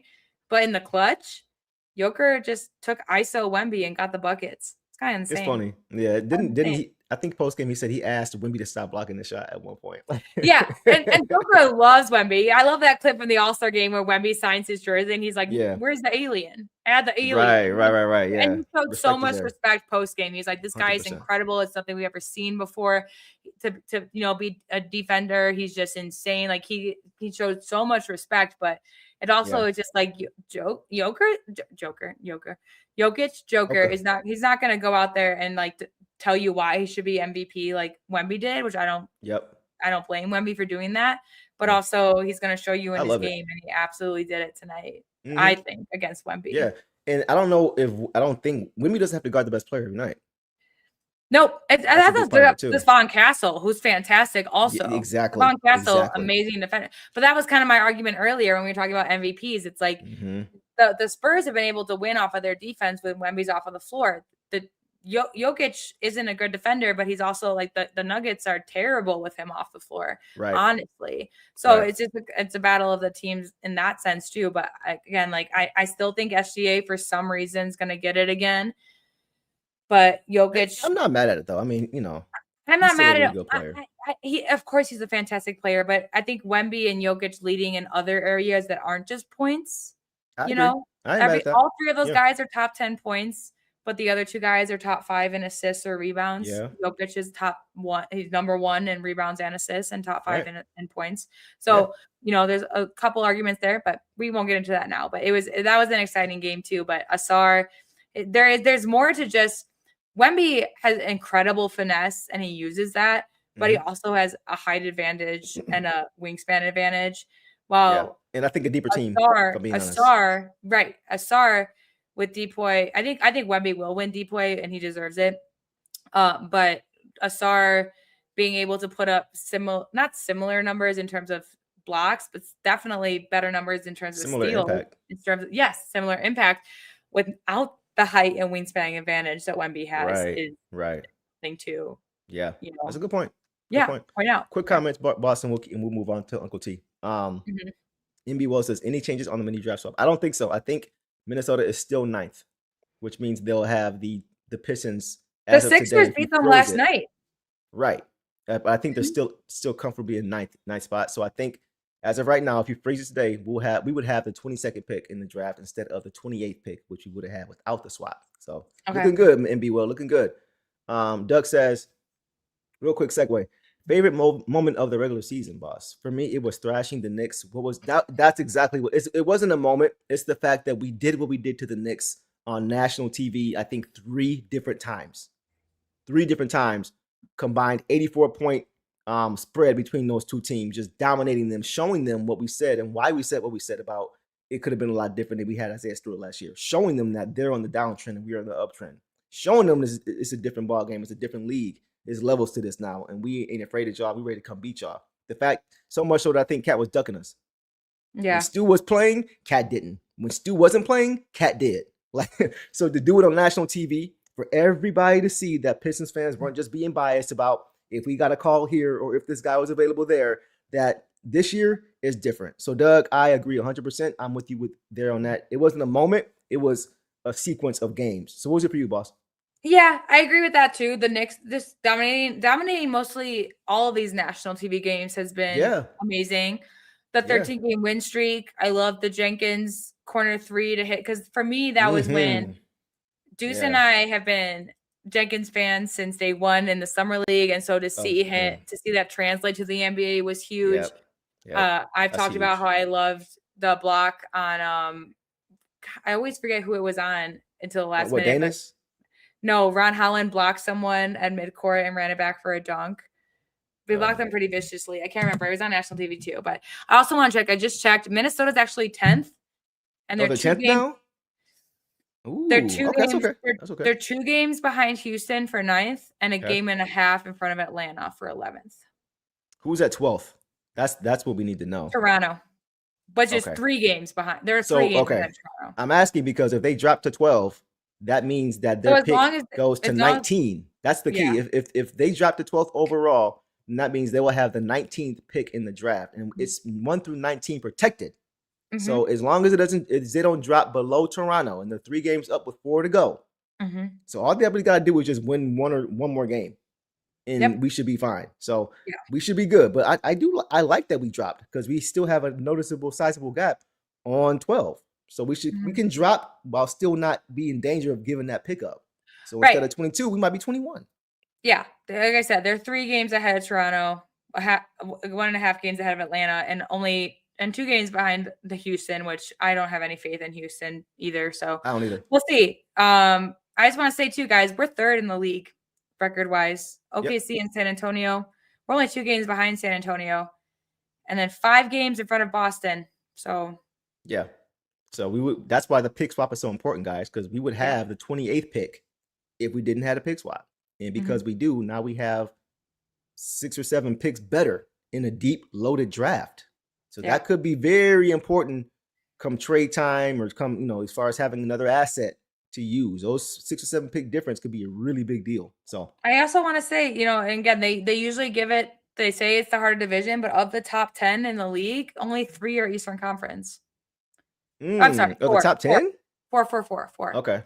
It's us, Boston, New York at 5, and Cleveland at 9 or 8. So okay. Classic real quick says when K was emptying the clip against Washington when the Pistons were crazy shorthanded, Jenkins corner 3 to go to OT. That game showed me the bench would go to war for Cade and coach. Yep. And it just continued all year when Cade was out. That 13-game winning streak included games when Cade did not play. So that's what me and Boss were like. This bench is kind of low key nice. So yeah, those are good ones too. Classic. All right, guys. Let's keep pushing, man. Let's move it now. Wait, real quick. What's the highest pick? What's the highest that pick could end up being? Is it a cap? Yeah, 19. 1 through 19 protected, bro. So if they drop to 19th or they rise to the 19th pick overall, it goes back to them. If it's 1 through 19, if they go to 19, don't. Oh, so it they goes get to them. Okay. It's 1 through 19 and protected. we're at 22. Okay. Yes. So just as long 20 and up, we're good. If that's like if Toronto wins, Toronto would have to lose out, and Minnesota would have to win out for us. Right. Right. Yeah. Exactly. So, and Toronto's playing good ball, so I don't think that's gonna happen. All right, guys, let's keep pushing, man. Let's go now, boss, to Uncle T, Tobias Harris in this game, guys. Jimmy Butler over me, guys. Tobias Harris in this game finished with 19 points on 7 for 13 shooting, 1 of 3 for 3, 4 of 4 from the free throw line, 4 boards, 2 assists, 1 turnover, and 4 steals, like Boss mentioned, in 27 minutes. Take off. 4 steals is disgusting. He had It 1 is. turnover, but like 4 steals. Come on, Tobias. That's nuts. Not only did you put up the highest score, he was our lead scorer with 19, which also just goes to show how much it was spread out at 19 to be our game leading scorer. Good point. But then 4 steals is like, come on. Tobias How? is, yeah. He hit all of his 3 throws, 4 for 4, only 1 foul. All of his rebounds were defensive, which I appreciate from our guy who's supposed to be our power forward, our 4, just to go in there and make sure there's no second chance opportunities for the other team. He continues to show out against former teams of his, and that's why I really wanted him in today's game. Yeah. I think, you know, like you said, he would have been even beneficial for closing out the last game because of, you know, his half court shooting and stuff. But it was just nice to see him go out. And again, to be our lead scorer in 26 and a half minutes is also incredible. Just props to Tobias. Like he played fantastic in front of a crowd that, you know, I saw someone comment earlier in our chat, actually, that was just like, nah, we didn't, or was it our chat or it was something commented like, no, we booed Tobias because he fell off for us in crucial games. And you can see that kind of, but it's also like, but he wasn't, you know, Tobias has been who if it's not JD, they've run the first play through Tobias. And he has been our second leading scorer, first leading scorer, mostly our second leading scorer for a lot of these games that Duren hasn't. He's at least our third. He has been a very crucial part of our lineup. So yeah, the Sixers might have something to hold against him for the money they were giving him, but they prioritized other people over him. So I don't know how to, you know, justify that for them, but Tobias played fantastically. I just love, there were a couple, even like he shot a 3 that he was 1 of 3 from 3, but one of those misses. I remember us all on the live being like, we just wish that went in, because you were like, no, it's good. It's good. Like, no, it's fine that he missed. But for Tobias's sake, I wish that went in, because Eric pointed out he was tripping all game. He was yelling at fans in that arena all game. Yep. And here's the thing is that they're trying to stay above a play-in, and we're first in the East, and we couldn't be here without Tobias Harris. Yep. Absolutely not. Could we be in this seed without Tobias Harris? Could you argue that other people could step in place of him? Sure. But he has come in clutch. Like today, he was just steady throughout to help us maintain our lead. But he has been a clutch scorer. He has been a fantastic vet. There's very few games where we're just like, Tobias was bad. There's a couple games where we're like, well, we could have seen more from Tobias. But very few games this season would be like, Tobias just fell off. Just bad. Yeah, I agree.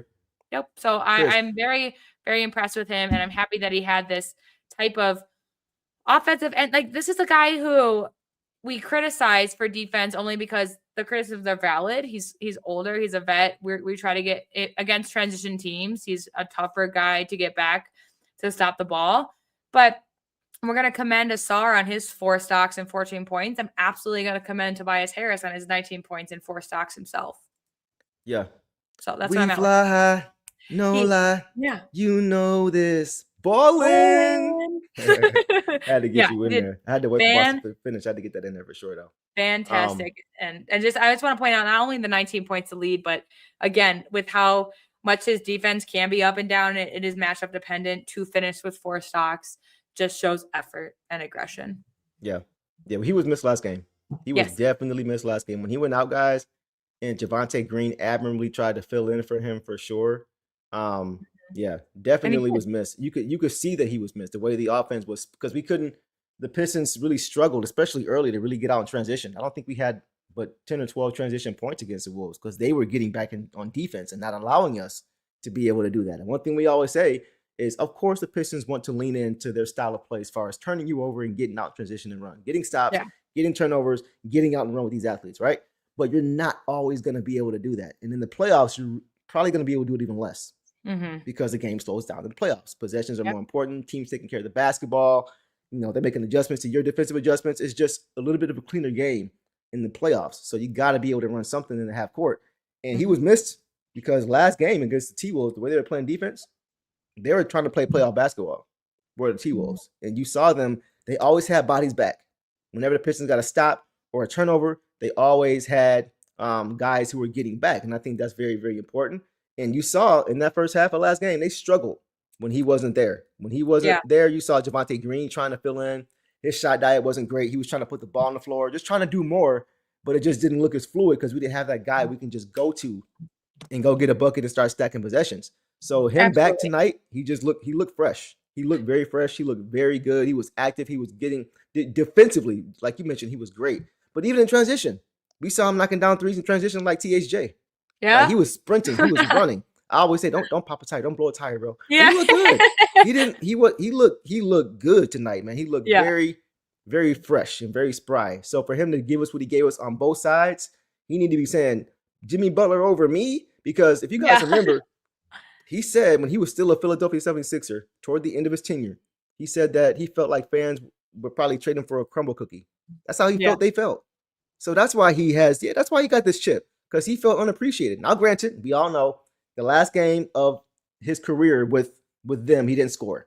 And that's what people hang on to. Mm-hmm. But I feel like Tobias Harris was not put in the greatest position on that team. Yeah. I feel like he is now. And that's why I think he's so much better, because we're a defensive team first. We're not trying to we don't need a bunch of guys to score 20 points. I think the expectation was just too high for him coming in. Mm-hmm. And so now in this situation where he doesn't have to score 20 points a night, he can just focus on playing hard and getting in where he fits in and being that outlet for us offensively. Because we don't have a Joel Embiid. We can just dump it down to every single time like they do. We don't have a Joel Embiid. We got JD who's growing, but they give him so many possessions. They give Embiid the ball so many times. Well, because Embiid also has earned the whistle in this league, and that's why they do it for him. You know, just like we see with Shea. Like we saw when we played against OKC, they checked Shea in the last few minutes because they knew that Shea would get the whistle. Right. So what do you think about this, man? What do you think about this from like a more? Because I like the way it looks. I think he is the reason that Ron Holland pulling up, taking the midi, solid vet, because he does check in at that position. The boss, that's what if you remember in the live, I was saying one thing I want to see Ron Holland do. He likes to, we're gonna get to it, but he likes to get downhill. Yeah. And sometimes his finishing is a little out of control. I want to see him get downhill and plant his foot in the ground and spin and take that midi. Mm-hmm. That's where it's at for him. He had one tonight that he knocked down. So he may very well be working with a Tobias Harris along with Fred Vinson. I hope he is. Because if that's a player you can learn from as far as adding to your back. If you match up with Philly in the first round, just like KRS some more. Match up with them. They didn't have Embiid.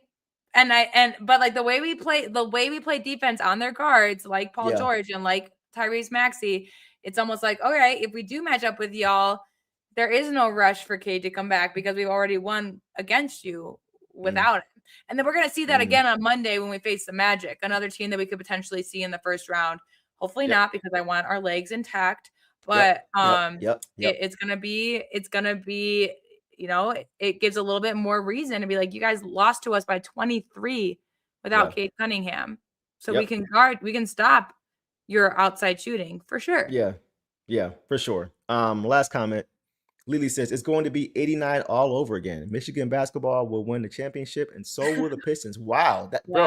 So Lily, remember Ramil Robinson with Michigan? He was there when they won the chip. Remember Glenn Rice with the Charlotte Hornets and the LA Lakers who won a championship with the Lakers? I think Miami Heat he played for too. That will be something, Lily, if that happens again.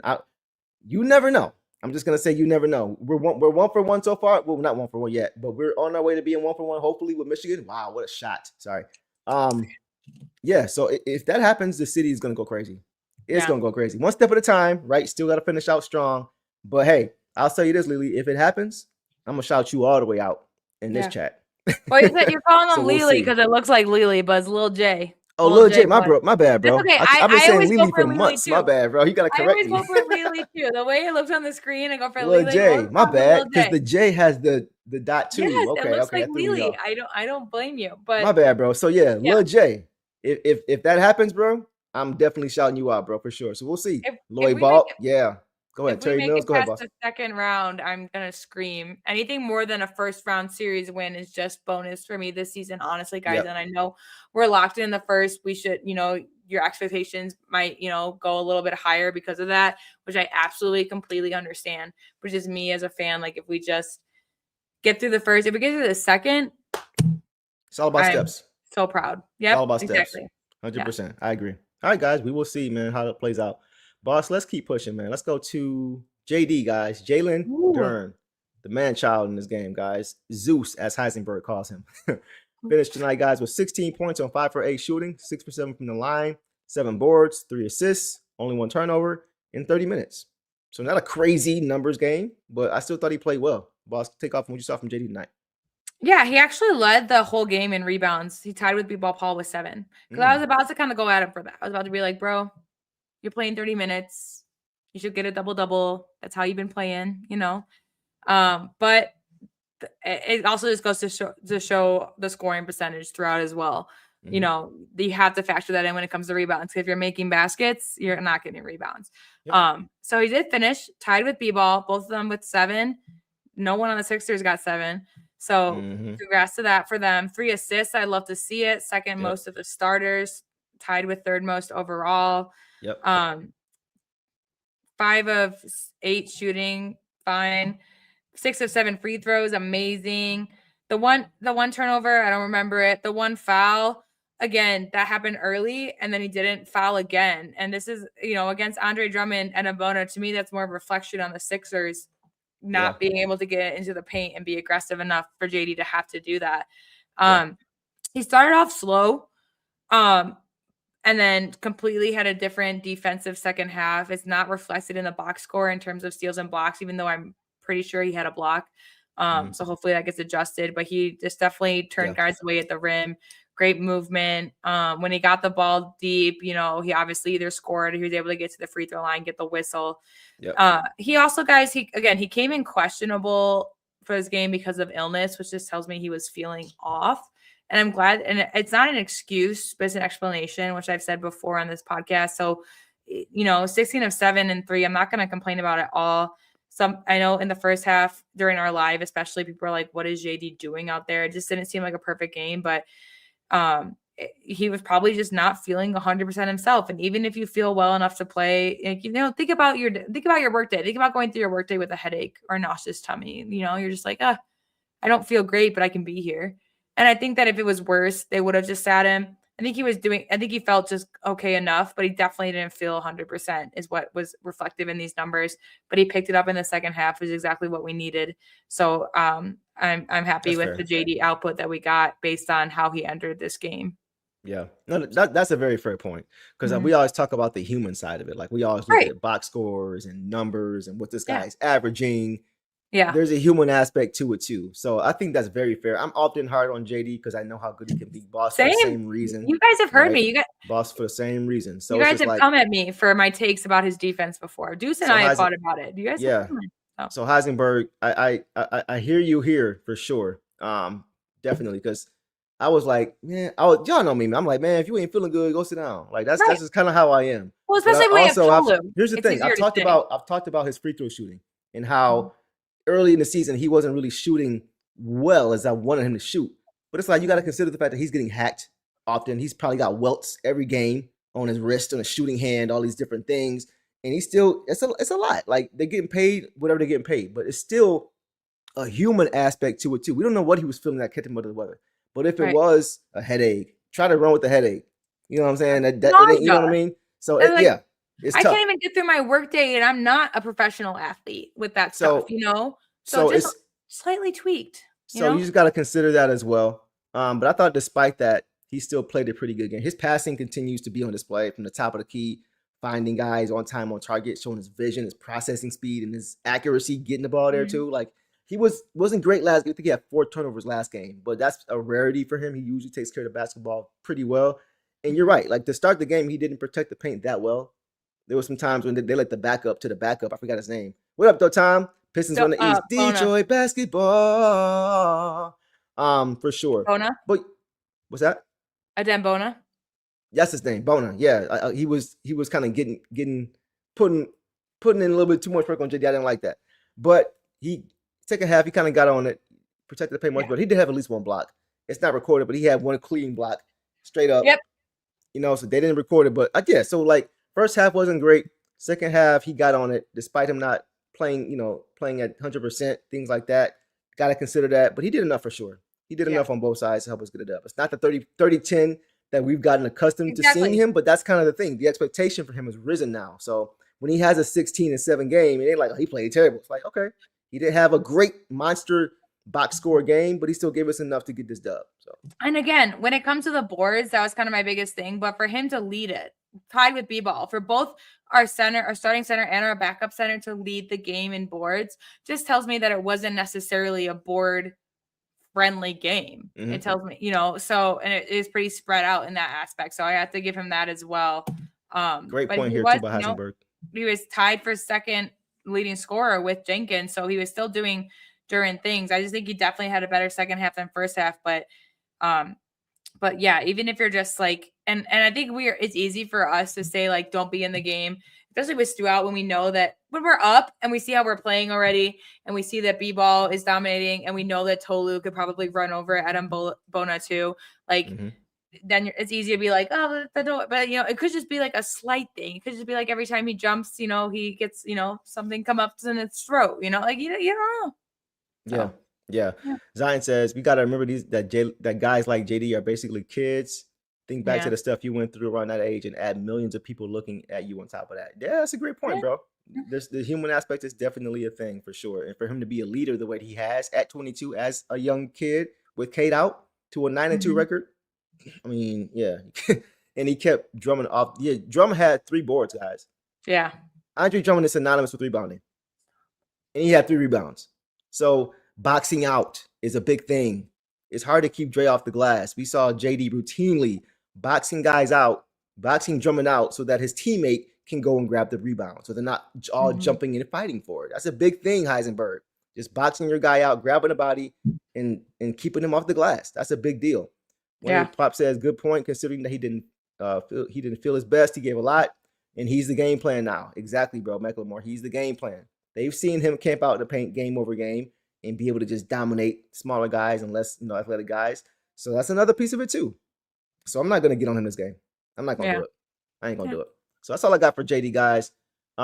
Let's keep it pushing, boss. Let's go to some reserves. We can call it a night and try to catch, what was this game about? This game's over already anyway. But let's get to some reserves. Let's start with Marcus Sasser, guys. Tonight, Marcus Sasser had 5 points on 2 of 4 shooting overall, 1 of 1 from 3, 2 boards and assists in 11 minutes. What'd you see? Yeah, I like Sasser's play. I want to see him more. He had that 3, and then he had a really nice floater because he got the defender behind him, which I talked to you about. I think that's a great way that if he can continue to do that, he will be basically, a little bit more fitting in this lineup because his size is a factor. Yeah. But we didn't see a lot of him tonight. We saw Coach try LeVert as the main ball handler, but Jenkins was off. But I definitely think that our best moments were when Sass was on the floor. Agreed. With that, he's really just helped sink into that role as point guard, backup point guard to Cage. I'm not mad at all about it. He had his first 3, like I said. He had that nice floater. He wasn't detrimental to the team at all. No fouls, no turnovers.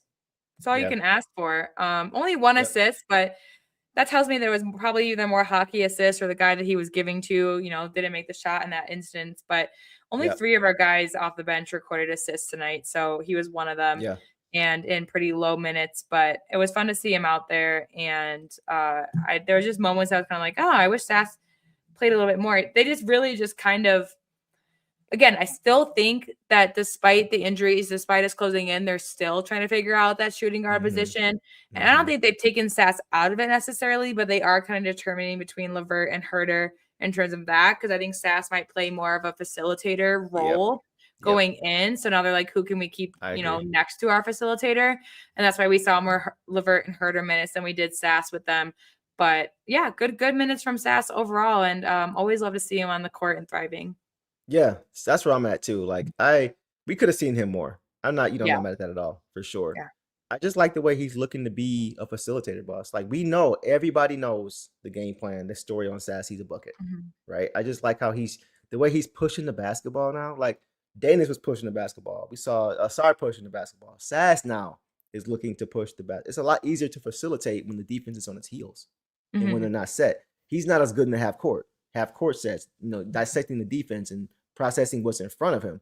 That's where he's not as good. So coach is like, okay, we're going to have you do the same thing that Daniss does, same thing Kate does as our point guard when we need you to. Push the ball, bro. Push the ball. Look to be very unselfish with it, and if it's supposed to, it'll come back to you, and you can get that step back three, which is exactly what he did tonight. So I'm not mad he didn't shoot a ton of shots. Right. I'm like, bro, be the point guard. Especially you got in 11 Daniss playing minutes. 32 minutes. Right. So exactly, that's not even a huge sample size. He barely hit the criteria, boss, for our sample size, just 10 minutes. So in limited minutes, he still was good though. That's the thing. He wasn't like he was out of control or he looked lost out there. He's like, it's nice for me to be able to say that, yeah, I'm comfortable with him in spots playing point guard, because I have not always been able to say that. Yeah, he's playing winning basketball out. That's why he's playing, guys. Just because he's playing systematic basketball, and that's what we need. Well, and that's like, we've mentioned before, like he is someone you can throw in at the shooting guard and he contributes. For point guard, he just needs a couple games to settle in, and this has just been how it's been all season. And so the past couple of games, he's been the best facilitator behind Jenkins, in my opinion.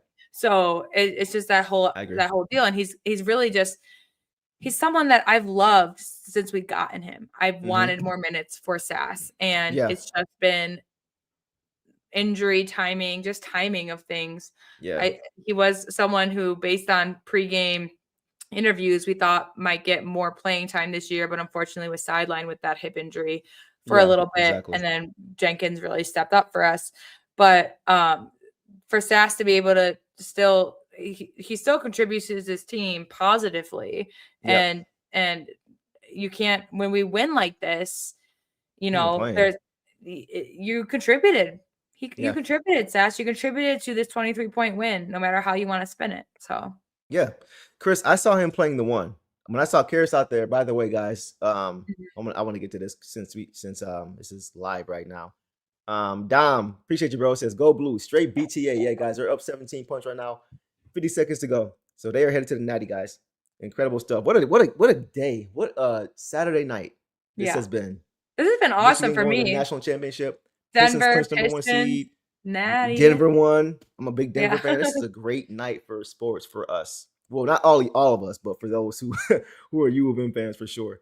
But Chris, real quick. When I saw Sass, he was playing the one. When I was like, when Caris was playing the one, he was playing it with Huerter as a two. That's the lineup I didn't like, because you don't really have a guy that I am comfortable with playing the point guard position. When Caris is playing the two, he's looking to get downhill and he's just looking to score. He's decisive. He's not trying to set anybody up. He's not just pounding the basketball, and it just looks more fluid when he's just looking to score. And then when he needs to, he can be the secondary playmaker out of that when the defense breaks down, the double comes to him, whatever. But when I saw it, and you could be right, Chris, but when I saw it, I saw Sass playing more so the one. And when Caris was playing the one, it was because he had Huerter out there with him too. So, but either way, I thought Sass was solid. I thought he was good in the minutes that he played. He gave us enough, and most importantly, he contributed to how we want to play. That's the biggest thing for me. So I love it. Do you mind checking the poll while I hop off real quick? Yeah, checking the poll or checking the Michigan game. Yeah, I got you. Let me refresh this poll real quick, because it looks like y'all might have broke the poll real quick. Let me see. All the votes we got. Let's see. So, is it still live? Is it still? I think it might have just. Oh no, is it gone? Can you guys still see the poll? I can't see it no more. But maybe that's just me. Let me see. Oh yeah, there it is. Okay. So Tobias Harris is at 52%. Daniss Jenkins is 33%. Ausar Thompson is 13%. And JD is 2%. By the way, guys, you got this. I mentioned the Wolverines. I mentioned the Pistons, but the Tigers won big too. The Tigers won as well. This is a great day, man. I think they won yesterday too. I've been keeping track a little since last year. I've been back to my Tigers, really paying attention to how they're playing. So they're playing pretty well too. It's nice to see. It's nice to see Verlander back, man. It's like seeing him in school. Like it's just nice to see those two guys together. That's pretty cool. But guys, I am looking forward to the playoffs for sure. Like at this point, I said end the win. I know, bro. I know, bro. Can't have it all yet. It's coming. If you guys remember, there was a time when the Pistons and the Shock were both champions in their respective leagues between 03 and 04. They were both champions. So who knows? We'll see. We'll see how it plays out. Guys, let's move on now to Caris LeVert, guys, in this game. Boss Caris LeVert finished with 7 points on 3 for 6 shooting, 1 or 2 from 3, 2 boards, 3 assists, 1 turnover, and a steal in 21 minutes from Caris LeVert. What did you see tonight from Caris?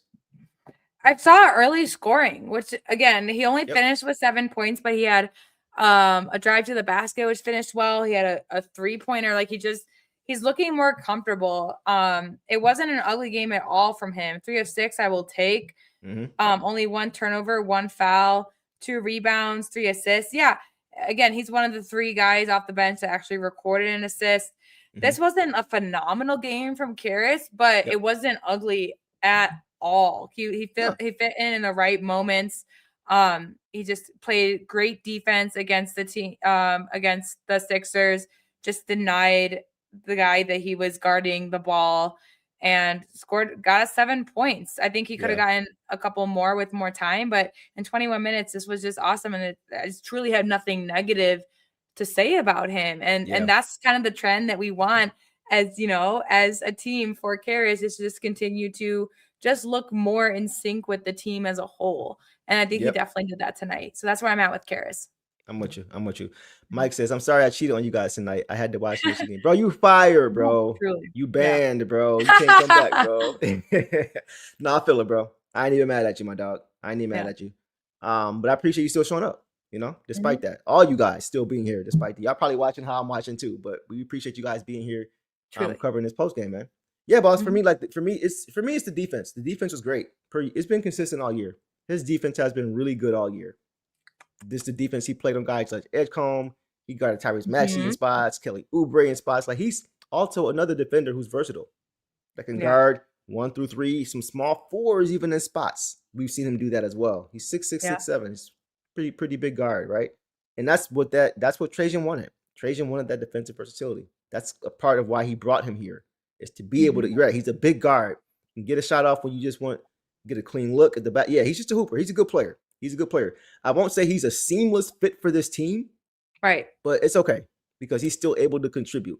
He's still able to find ways to contribute, starting with his defense. And once again, when he's off ball and he's decisive, is when he's at his best, and especially in the half court. In transition, he's good. You see him every time there's opportunity, he's sprinting down the court. Like, I love it. He's always sprinting down the court, and defensively in transition, he's trying to get back. He's always sprinting to get back in. He really battles. The effort is there. It's been there all season, but it's just now it's kind of fitting in a little bit better, which I will gladly take. Of course, it would be incredible if, he could just have like a takeover game, but the fact that he's not being detrimental to his team, that I'm not here saying, but like, well, his positives outweigh his negatives. No, his positives, or like they're equal. They equal off.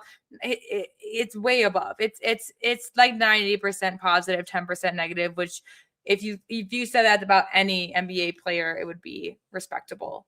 Yeah. What up, Shift says State of Michigan up 1,000 right now. What up, Deuce and Sarah? Yeah, appreciate you coming in, bro. Like your avatar, man, with the 2-headed monster right there for sure. And yeah, it's a good time to be a Michigan sports fan. We always say Pistons fan, or Detroit sports. It's a good time to be a Michigan sports fan with the way all of our teams are playing right now. We up, man. We up, guys, for sure. Who is Mara? I haven't paid a ton of attention to this draft class. I'm gonna be honest, I have not. I haven't paid a ton of attention to this draft. There's a few guys on my radar, but I got to do my homework. I'm so focused on the season, and I kind of got burned out the last 5 or 6 years from being so high up in the draft that I just stopped paying attention. Like, once we started winning, I'm like, all right, straight. Mara's on Michigan, right? Is he on Michigan? Or am I just I'm not sure who Mara is. Yeah, y'all got to listen. I'm not hip like that yet. I got to do my homework. So y'all let me know. Congrats to the Wolverines and their fans. One of the teams I'm not too upset about. My cats. That's respect, Heisenberg. Yeah. That's respect, bro. Shout out to Mike Bibby, man. Oh, yeah, guys, he's a 7'4" center from Michigan. Oh, the white dude, the skinny dude. Is that who that is? He can hoop. I like him. Yeah, but I don't think we're not going for a center, guys. Sorry. I like his game though. Yeah, I like it. No, we got Paul Reed. We got Tolu. We're deep. We got Tolu. We're deep at center. We got to go for a 4. You're right. Can he play a 4 at 7'4"? I don't know. Probably not. He doesn't have. Yeah. He's not Wemby. Are you telling me he's a center for real? Okay. No. Nobody's Wemby. No, nobody's Wemby. Yeah, you guys are right. My bad. I'm tripping. That is Mara. He's good though. He played good tonight too, from what I saw. He's a rim protector at the rim. He can score in the paint. He's good. He's a good player. He's gonna be a good NBA player too. Yeah, for sure. So, all All right, guys. Tell the Lakers about him. Lakers need a center. They could use it. They could use it for sure because they ain't got no size. All right, guys. Let's keep pushing, man. Let's go now, guys, to Kevin. Red. What is that? Velvet? Kevin Huerter, guys, in this game. Red Skull, as Chris calls him, I believe. Guys, tonight, Kevin Huerter finished with 5 points on 2 for 9 shooting, 1 of 6 from 3. He was cold tonight, guys. 5 boards, 6 assists, 2 turnovers. Good ratio for sure. 6 assists, like you said, boss. Second behind Tink in 25 minutes. Once again, boss, he's in that 20-plus range I was talking about that I thought he was going to be at coming the rest of the season. Go ahead. What'd you see? Just cold from 3 early. He ended the half 0-4. We don't want to see that, but he had some good looks. And like I said, the benefit of that was that if he happened to find his shot, it would be a wide open shot, because at the point going 0 from 3 is like, all right, we don't need to run out and guard you anytime soon, bud. Right. And 1 of 6, no, don't want to see that. Yeah, but not great. But again, he made up for it in other ways. He played fantastic defense. I don't want a 2 from 9 game from him again. This has been his worst game shooting wise in a while. Yeah. But I'm not mad about it because 6 assists. That's the second most in the game by a lot. The third most is 3, which was Duren and LeVert. So he was still out there. He loves a bounce pass, as I noticed in the live. He loves a bounce pass, which is I think that accounts for his 1 turnover or 2 turnovers, just because his passes they're not perfect, but he's not a ball handler. But it also goes back to our conversation a couple post games ago of if when Sasser and LeVert were both questionable and Jenkins was out, or who would you, or Jenkins was in, it's who's your backup point guard? Who's your backup? And a lot of people did say, I said Wu, and a lot of people did say Huerter. And he showed that tonight at least. So there's things he showed in his game tonight that, especially, he had 3 fouls. A couple of them they had that 1 foul that was definitely a jump ball. It should have been a foul. Or, sorry, it should have been a jump ball, but it was called a foul. Yeah, 5 rebounds and 6 assists. I'm never going to be mad at a guy out there that's not able to find a shot. Because again, we've said this same same expectations for guys like Dunk. Just if your shot's not falling, or if you're not able to get up your shot, what else are you doing out there? And so 5 rebounds and 6 assists is phenomenal. And he just continues to prove that he can do other things. And I think that's why, because we talked about in the live, some people were a little bit upset with some of the lineups out there, how the Sixers were able to go on their run with a lineup that had LeVert and Huerter and Ron and B-Ball and Wu. It wasn't really a Sasser or Jenkins to help control it out there. Yeah. But Huerter, at least in this game, showed, hey, I can facilitate. That's my takeaway. If I'm coach, my takeaway tonight is that Huerter can hold it down out there and really fit into any scheme, but he can facilitate. Yep.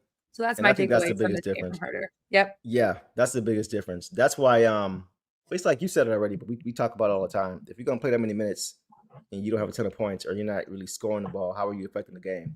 Yeah. That's why guys like Wu and Rod Holland, Isaiah Stewart, those guys, more times than not, even if they're not scoring, they're still very impactful in the game, and that's why they're playing.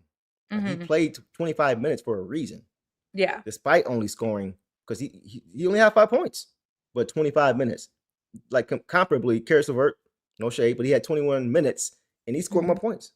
So it's the other things you're doing on the basketball court, right, that will make Kevin Huerter such a good player. He has some nice dimes. He's got great court vision. He had a nice pass to Javonte Green for a baseline midi. Just how did he even see that? He's just really good. He's just a really good basketball player.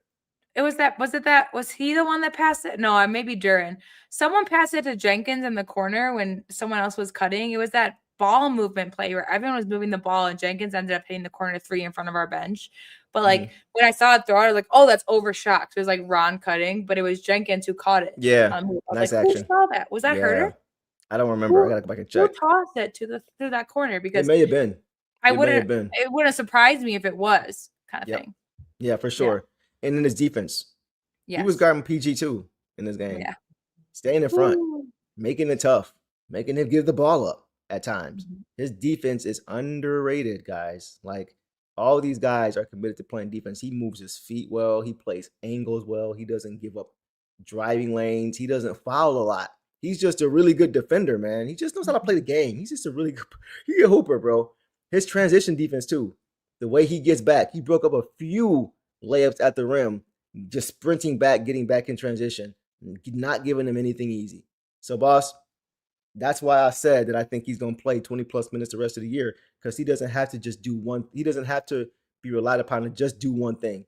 If he's not scoring, then he's rebounding. If he's not rebounding, then he's getting you assists. If he's not getting you assists, he's playing great defense. Like, there's just so many facets of the game that he excels at. And that's what makes him such an important piece to this player come playoff time, to this team come playoff time. Was going, BJ too. Exactly. 100%, bro. He's a very, very valuable piece of the team, man. Very valuable. I think so too, Heisenberg. I think JD made that pass. I think that's true. Okay. That was a ball movement where everyone kind of touched the ball, and I just loved it. But again, it wouldn't surprise me if that wasn't a Kev move, because what he's shown me so far is that he can do bounce passes and no look passes. That's what he's shown me. Yeah, for sure.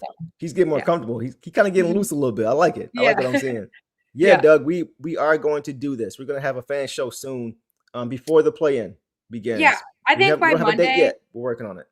Monday or Wednesday. I want to say Monday, because we'll probably talk about it maybe tomorrow. Yeah. We're going to have more of a, probably a date set, some topic set. So we'll keep you guys posted. Yes. He's the he's what I hoped he would be, bro. No, for real. Like, I can't even say anti, because I would say the anti would be him knocking down shots.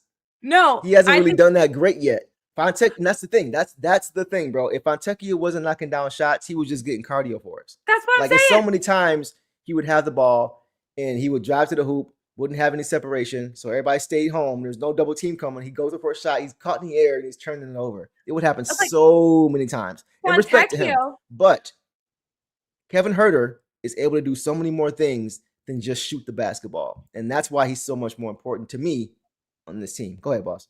Like, Tech, good luck in Miami. He's had some highlight games, but exactly like you, like, he would either hang out behind the perimeter, and if he wasn't behind the perimeter, he was fouling. Yeah. And even when he tried to be aggressive, it resulted in a foul. Huerter, yes, he got some fouls tonight, but he would still pull down the rebound with no problem, no over the backs, no grabbing, no jersey pulling, nothing like that. Tech, like, he just loves his perimeter shooting. And I'm someone, like, I liked Fontecchio on our team. There's a video evidence of me at the Nuggets game. I'm talking to my friend about how he's straight out from Italy. And I was like, when he makes a three, make sure you go like this. Make sure you stand up and go like this for Tech. So I wish him nothing but the best. But in terms of what we're trying to do on both sides of the court, Huerter is outplaying Tech from last year. Yeah, even when Cousin Kev is walking freeze or cold, he still makes plays and finds. Yeah, he's just a good basketball player, bro. He's not a bit player. Yeah, he's not a bit player. He can do multiple things, and guys like that in the playoffs are so key. So key, man. When you got foul trouble, when you got a bad matchup, injuries, like whatever, he's just a plug and play guy. I would say you play him with the first unit, second unit, third unit. It don't matter. Closing unit, he could do that too. I would feel comfortable if we had to play him in the closing unit of games. I'm fine with Kevin Huerter in there. You know what I'm saying? Like, it's just, he's really good. That was a great pickup, man. Great pickup, guys. So we'll leave it there on Kevin Huerter, boss. Don't hurt him, Huerter. All right, man. Let's go, boss, now to Ron Holland. Little Ron Holland, guys, in this game. Finished with 11 points on 4-10 shooting, 2 or 3 from 3, 1 or 2 from the line, 6 rebounds for Ron, and 2 stocks, steal on the block. In 20 minutes, efficient stuff from Ron, boss. What'd you see from Lil Ron tonight, Dog Pound Jr.? Oh, man. I'm not going to complain about it. He has our leading scorer off of the bench. So I'm happy about that. And again, I think for me, it's just more 4 of 10. I'm thrilled about his 2 of 3 from 3-pointer. Yeah. Because, and I said this in the live, I think that especially hitting that last 3, it's just going to give him confidence moving forward. Because there were times where Ron drove to the basket where I absolutely think he should, but he just wasn't able to finish. Right. He's just kind of, been inconsistent in his offensive production. But to go from 2 from 3, like you said, is just incredible. He missed his first and made his last 2, and they were beautiful. They were swishes, nothing ugly. And so it just gives me positivity for him going forward as someone who can contribute on this team, and just for his own confidence. He also despite whether we think, we talk about how this kind of shooting guard competition, but all of these guys want to prove that they want to be in the playoff rotation. And this was, Ron wasn't in the playoffs a lot last year. And it wasn't because of the way he played. It's because he was a rookie. He was young. Right. We relied on other people. And I don't think he's going to be completely cut out from the playoffs this season, but I think that he does have some people ahead of him in terms of playing both sides of the ball. But but this game was very important for him and his confidence closing out. 100%. Again, he led the bench in scoring, second most rebounds behind B-Ball Paul. He had 2 stocks behind B-Ball Paul, which again is our center. And contributed from the 3-point line. Also, he only had 1 foul and no turnovers, which is huge. His rebounded split was 1 offensive, 5 defensive. So he had he tied with B-Ball for most defensive as well. He played a good game. I would say he played a good later game. He would probably be upset by some of his stuff early on. He had he had a bad shot, and then he had a steal and a make. You can tell that he's getting frustrated by the lack of calls that he gets. And, for me, if I'm coach, I'm just telling him you got to play through it, because it's just been the story for our entire team. There's no one on our team that gets calls. JD's probably been the most consistent, but even then he gets probably about 75, not even 60% of the calls that could be called. That could be called, that should be called. And so I just don't want him to take it. You can tell that when he gets passionate, and I don't mind that in him at all, because it helps with his game. It translates to his game. He shows how he tries to make up for that frustration in his game. But this was one of his better games of recent memory. So I just excited again to see him play against the Magic on Monday, because I think I've been saying this for a while. I keep being he had an okay game. I think the next game is when he steps up. But it's a little bit of momentum killing when he's out there being able to – he tries to drive to the basket, and he either gets it in, no call, or he misses no call, and they get to the other end and plays aggressive, and he gets called against. It's just a mind thing right now. But it's definitely not detrimental. It's definitely not something I see continuing into playoffs that could hurt us. Nothing like that. I just more so want him to make his statement, because I would like to see him be able to come off the bench for us in the playoffs. And I still think he will. He's still kind of the 4. He's still kind of the backup 4 for us right now. Not mad at it. But he just wants to be able to contribute on both ends, and you can definitely tell that. It's more of I just noticed it in him holding himself to a certain standard. Yeah, and that's all. That's a good thing. That's a good thing. You can see he's getting into a rhythm now. He's slowly getting into a rhythm. Back-to-back double-digit games now, boss. He had 13 last game, and he had 10 tonight, I think. 10 tonight? Yeah, 10 tonight. So he's finding his way. The rhythm threes from the corner, I'm for that. I'm all about that. I don't care how many go in. I don't care how many don't. I said he couldn't, and he did both tonight. I said he needs to take it for the top, for the backboard. It's looking a lot more smoother. So just shoot him, bro. Like Eric always says, make the defense move, make him respect you. Eventually, it'll come around. It's just he's controlling the controllables, though. Like I always say, he doesn't let his offense or lack of thereof affect his defense. You see a lot of guys in this league who are not two-way players at all because of their approach. Like if their offense isn't rolling, their defense isn't either. You know what I mean? He is the opposite of that. If his offense isn't rolling, he's going to try even harder on defense, because he just wants to help the team. He just wants to help the team win. That's the big thing for me with Ron, is his mindset. He always brings the defense, regardless of what's going on the offensive side. I will say this, though. I want to see him add more to his bag a little bit. And that's an off-season thing. Because we know he can get downhill. He's a great finisher at the rim, like McLemore mentioned. Sometimes he can get a little out of control at the rim, or he's just trying to do a little bit too much. He's trying to do the Jordan all up and through here and finish and stuff like that. He's a great finisher. But that's what we know him for, too. He's a good finisher. But sometimes it'd be nice to see him get downhill, plant your foot in the ground, and spin and knock down that the midi fader. Which he did have tonight. To me, he had a fader, or he had a midi, but it wasn't a fader. I want to see him try to get downhill and be able to just plant, turn around, because that's hard to guard. With his speed, that's there all the time. If he does that, I think that's going to add a lot. Like how we see Ausar doing in the midi area, I can see Ron doing the same thing. I can see him doing the same thing. So yeah, I thought he was good overall. A lot of control sometimes, but he also played great defense on Paul George. He was also a part of the squad, a part of the team, a part of the game that got in on it. Just playing really good defense, physical, because he's long enough. He's long enough. He's got the height, he's got the wingspan, he's got the quickness.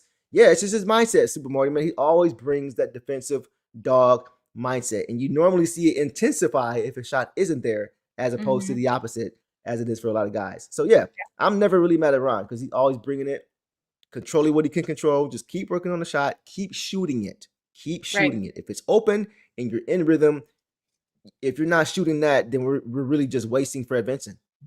As far as shooting, as far as you know, what he's providing, you got to shoot it if it's there. So I thought he did a good job of that. The confidence never lacks. That's what his coach always says. Shout out Charles Hill. He said he never lacks confidence. He can go over 10. He's not going to lack confidence. And we saw it earlier last year when he was a rookie. 0 for 4 some games. 0 for, like, he's like, sometimes like, all right, Ron, that's enough. Like, pull back a little. Like, you got to pull him in. He's never going to be afraid, though. And that's what I love. Keep that same mentality now that you're getting better. It's going to be just fine. And I just do have to point out just in that, you know, because he is a guy that runs to the rim and tries to get that layup because he's good at finishing those guys. It just hasn't been good lately. A little bit of a slump there, but he's very good at finishing those chaotic. Like, he has a very nice touch. Yeah. But so that means that tells me that of his 4 of 10 shooting tonight, 3 or 4 of those were off the rim. He had 2 threes and he had that little midi, the little paint shot. Exactly. So exactly. Is not 4 of 10 is not the best, but he hit shots that we don't necessarily expect from him, and that to me shows growth. So I will just commend him there. But he just wasn't able to finish it on some, and he does. And it's something we talked about with some of these guys. He takes things sometimes a little personally, where you're just like, you don't. I know you just got called for a foul on that end, but you don't need to drive it in to 3 other Sixers to try to get. You can pass it out to someone because he just wants to make that impact. He just wants to be, and he knows it. Like I have no doubt that Coach has made him aware that he is a major factor of this team, and he is someone that I do not want to say goodbye to anytime soon. I hope he's on the for a while, but. No, you know, you do want to just, he's just trying to find that balance right now. Exactly. And we talked about it earlier. He's 20. Yeah, exactly. He's 20. But we talked about it. He had such a slow start to the season that everyone was calling it a sophomore slump. Then he popped off for, I want to say, 50 of the 82 games. He looked fantastic. Even if he didn't have like a crazy game, like he just looked like running. So now he's back in a little bit, a very slight, compared to the first start of the season, I won't call it a slump, but a little bit of a like just slightly not himself. That's all it is. I agree. I agree. Plenty of time, weeks, 2 weeks to figure that out. And here's the thing: if we do have the benefit and we do get to rest our starters the last few games, Ron's not one of those that's resting. Right. They say, Ron, go take control. Go do this. Go do your thing. Yep. And I think 100%. That's gonna happen. I think that's gonna be so beneficial going into postseason. So. Yeah, real quick, Attila, in the words of, remember the last time U of M won NCAA, the Pistons won? Yeah, in the words of Shaq on TNT, 1989. Yeah. Yep, you get Super Marty for sure. How am I supposed to not take it personal? I'm a person. Yeah, for sure. Yeah. That's funny. Absolutely. Absolutely. I like it. Yeah, man, that's all I need. That's like from Ron, just keep at it, bro. Just keep at it, man. Just keep working. Just the calls will come, the shot will come. All that stuff will come. Just continue to work out and focus on the controllable things, bro. That's it. Chris mentions this. Just think of a lineup not starting, but in a game lineup with Cade, Ron, A2, Star, and Duncan, no one scores in that lineup. What I take away from this, Chris, is that Ron's game benefits from Stu on the floor. For sure. For sure. That's what I'm taking away from this. And I think it's just something I'm glad you said it because it helped me kind of think about these games that Ron has had a little bit off, has been without Stu on the floor. And I'm not saying that B-ball is harming him, but Stu helps with transition where Ron thrives. So and Stu can stretch the floor. That Ron and driving Stu, lanes too. A little bit, Ron's game is suffering a little bit. I agree. Because Stu is not on the floor. And that's not taking nothing away from B-ball Paul. It's just different players who have different impact in different ways. And so I'm just glad you mentioned that, Chris, because it just made me kind of connect the two. Yep. That's a good point. Heisenberg said he need Big Bro out there. Yeah, for sure. Yeah. Dog Pound Jr. need Dog Pound Senior. You know what it is, bro. You know what it is, man. Last one. There's a big difference between the Pistons this year and the Cavs last year. The Cavs slumped their way into the playoffs. Detroit is peaking into the playoffs, 100%. True. And That's the Pistons love to play defense. Their star player buys into playing defense. That's something the Cavs star player last year could not say, which is a big reason, or 2 years ago, which is a big part of why GD wasn't there.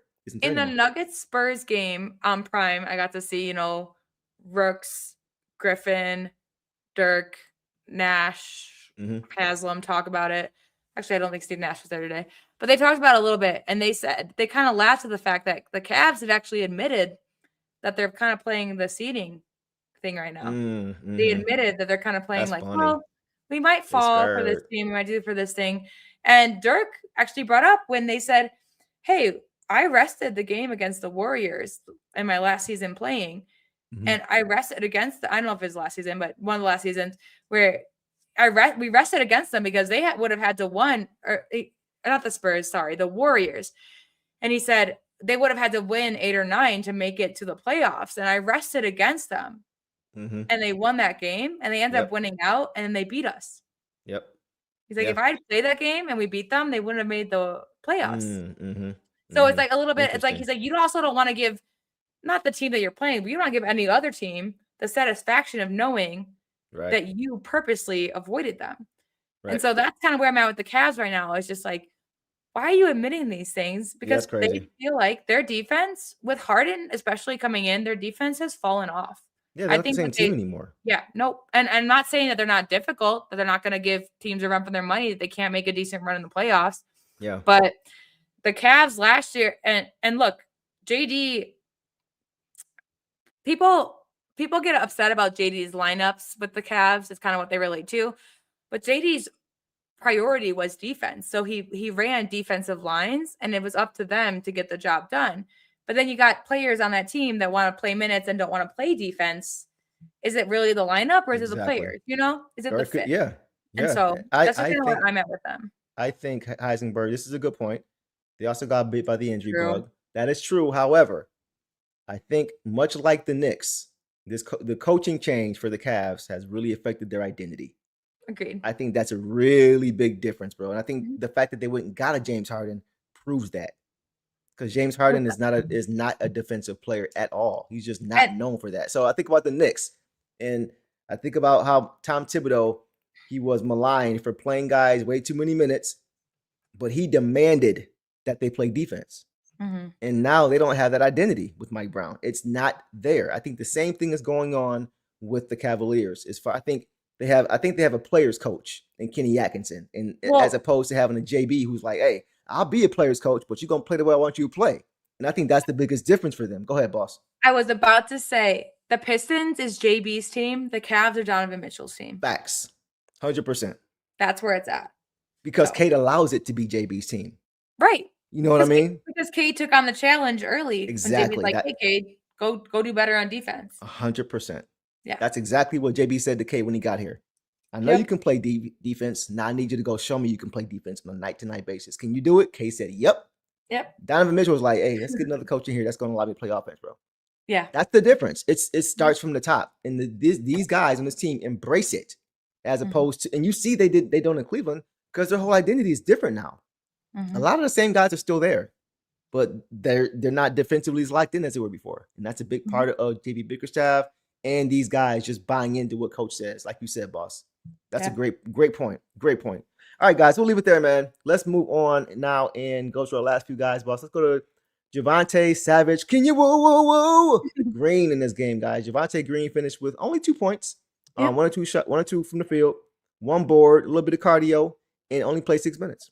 So once again, anything under 10 for us is not a big enough sample size. So for me, it's incomplete for Javonte. Did they not give him a steal? They don't have him on ESPN as having a steal. Did you have him on NBA? Let me look real quick. Yeah, he's got no steals here. No, but he definitely had one. Did he have one? He definitely had one. If he didn't, he was at least disruptive. That's what I can give him. 1 for 2 shooting at 50%, no fouls, a rebound, no turnovers, points in 6 minutes. Yeah.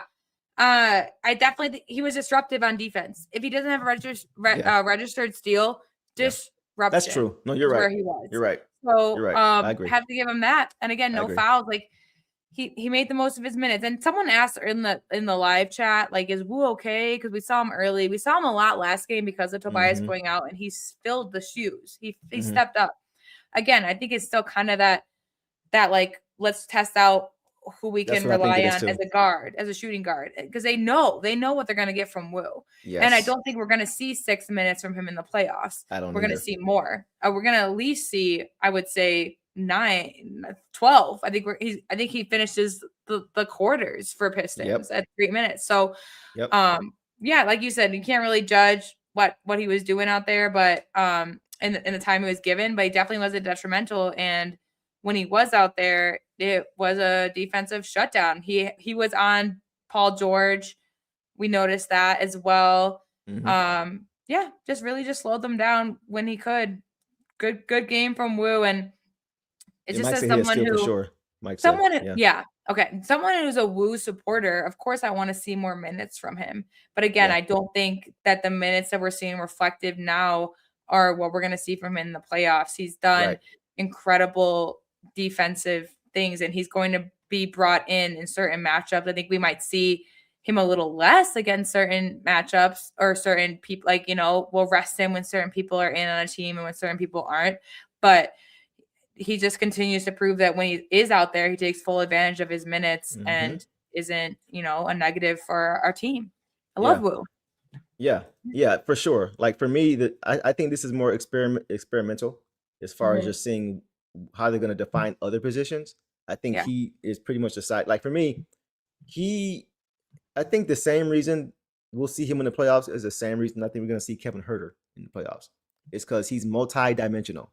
He can do a lot of things for you on the basketball court, especially defensively. He epitomizes who the Pistons are and what they want to do. He's known for steals. He's, of course, knocking down his threes, but steals, great defense, a connector. That's Kevin Huerter defensively. And offensively, the same thing. A connector. Can do a lot of little things for you. That's why I think he's going to play in the playoffs. And it's more so what you're saying as far as who's going to be that too. I think it's becoming more and more clear based on the minutes that we're seeing guys get the backup shooting guard. That's why I think Kevin Huerter's going to be that guy. But I think Javonte Green, his role is solidified. Chris, Chris, I said, I wasn't needed tonight, coach. That's what I had. But Chris had one too, if I can find it. What did Chris say? I got it here for you.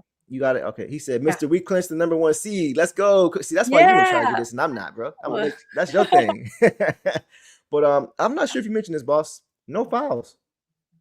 I did briefly, but I didn't do it in my usual sense. I was like, oh yeah, no fouls. No fouls. You know what I'm saying? Yeah. You didn't do it in your I love Paul Reed voice. You didn't do it in that one. That's why I didn't catch it. I didn't say hey guys, no fouls for him. Because 6 minutes is also like, if he did have a foul in 6 minutes, I've been like, whoa. It was 6 minutes. That's true. Yeah. That's true. That's true.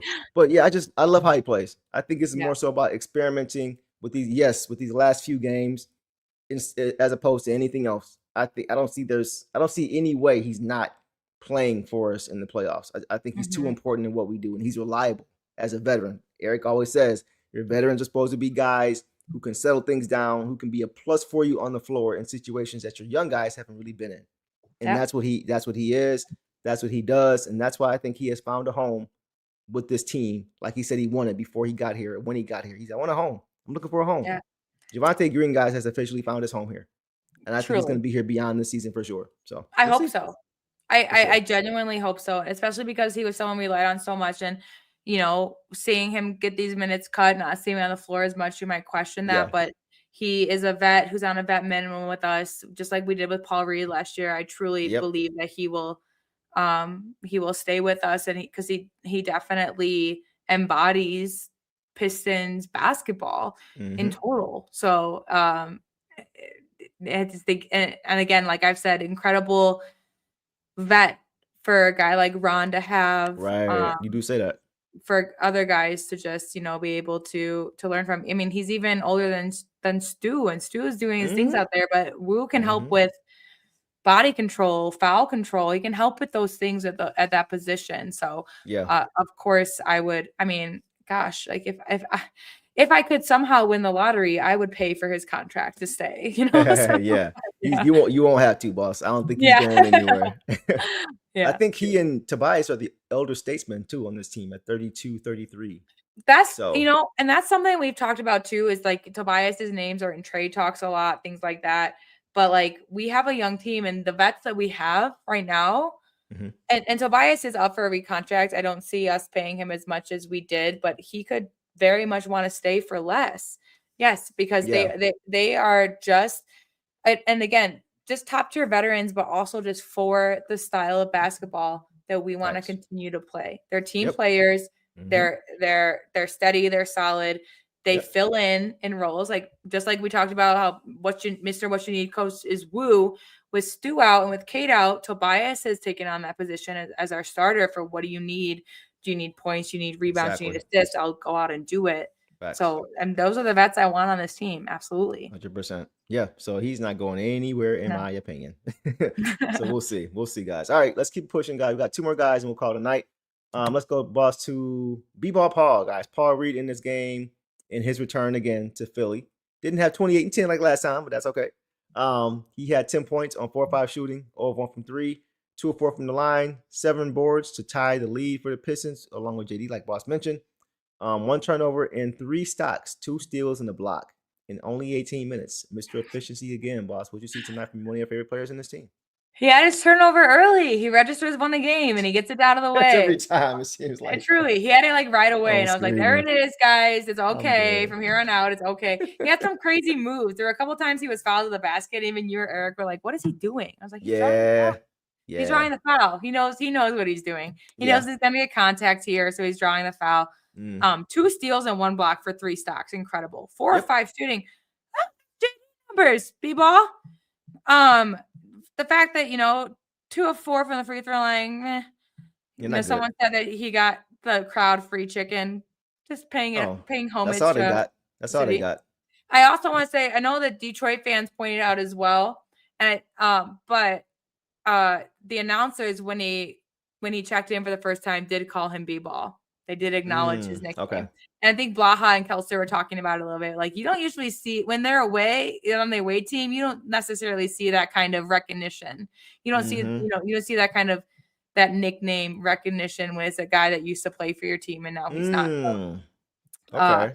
I do want to say that much. And again, so let's look at Adam Bona, also had 10 points tonight, but 4 rebounds, 2 assists, no stocks. So I will say that B-ball Paul absolutely with 7 rebounds and 3 stocks outplayed him in that aspect. So just a classic B-ball Paul game. The way that him and JD were kind of rotating, JD did play closer to 30 minutes, but none of them were in for like a chunk of time.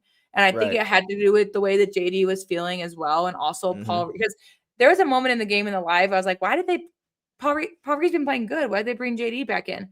I think that the illness had a little bit to do with the rotation of like, hey, we're not going to make you go out there for 8 minutes straight, but when you're out there, just play as aggressive as you can. And B-ball Paul just definitely held it down so that JD wouldn't have to. He had 2 fouls early on in the game, or he had 1 foul, and then it was someone else's foul. And I was like, B-ball Paul doesn't want that. He's trying his best to. Oh no, it was a Sixer got a layup, and B-ball Paul did contest it, but not aggressively because he didn't want to draw another foul because he didn't want to have to force Duren to have to come back out. Right. So he made very smart decisions. He's looking a little bit more decisive, a little bit more like himself, and he just continues to have good games against the Sixers, which is incredible, especially if we do see them. I'll give you guys an update on the standings in a minute, but they did drop tonight back into the play-in with this loss. Who did? Oh, the Sixers? Okay. Interesting. So that's what we're saying. This game was more important to them than it was to us, guys, and we still did what we did. So. And once we get through our players, I'll let you guys know the standings and where we're at. But I just did notice that because that will be crucial. The way he's playing, if he, by then we'll have Stu back, but to then be able to call in B-ball Paul, like the way he's playing against a potential playoff team is phenomenal. So I have to give him that respect as well. Oh, he's definitely going to be the third. He's in the rotation for sure. Yes, for sure.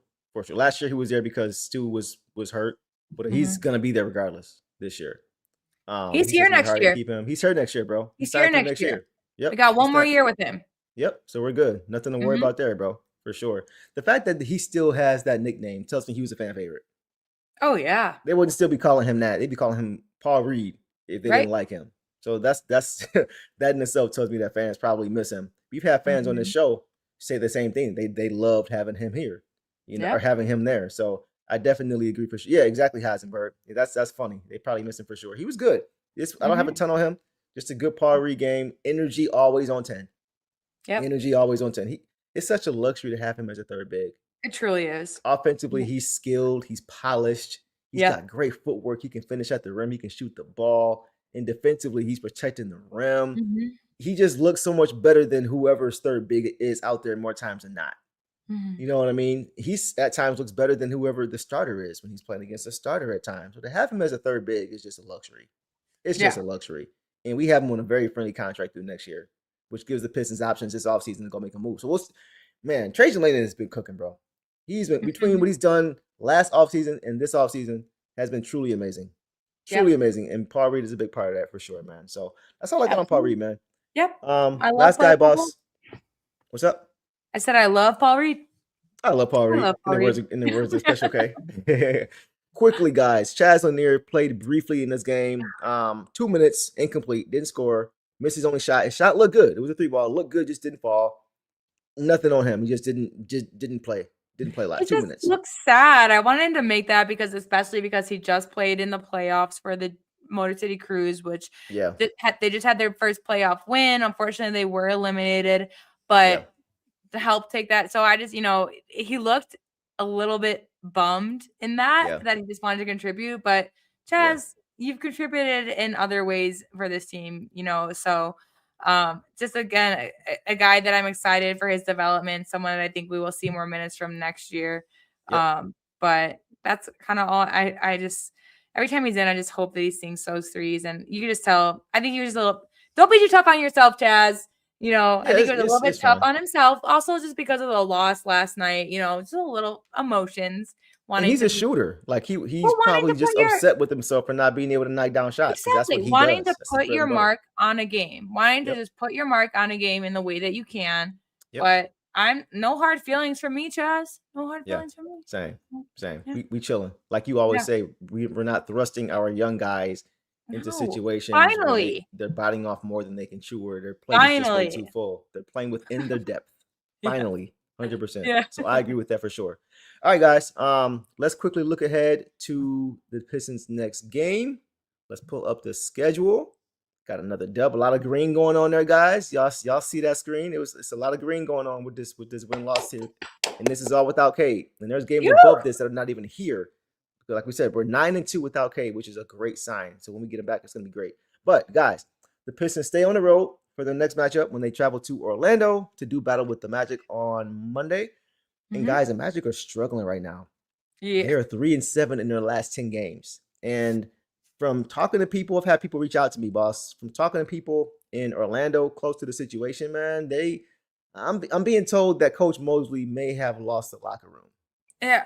That's what I'm being told. And with the playoffs approaching, I don't see the Magic, who are currently 9th, I don't see them making out of the play-in. So I expect the Pistons to win that game on Monday, as long as they come out, as long as they win the game and come out of the game healthy, like you mentioned, boss, I'll be happy.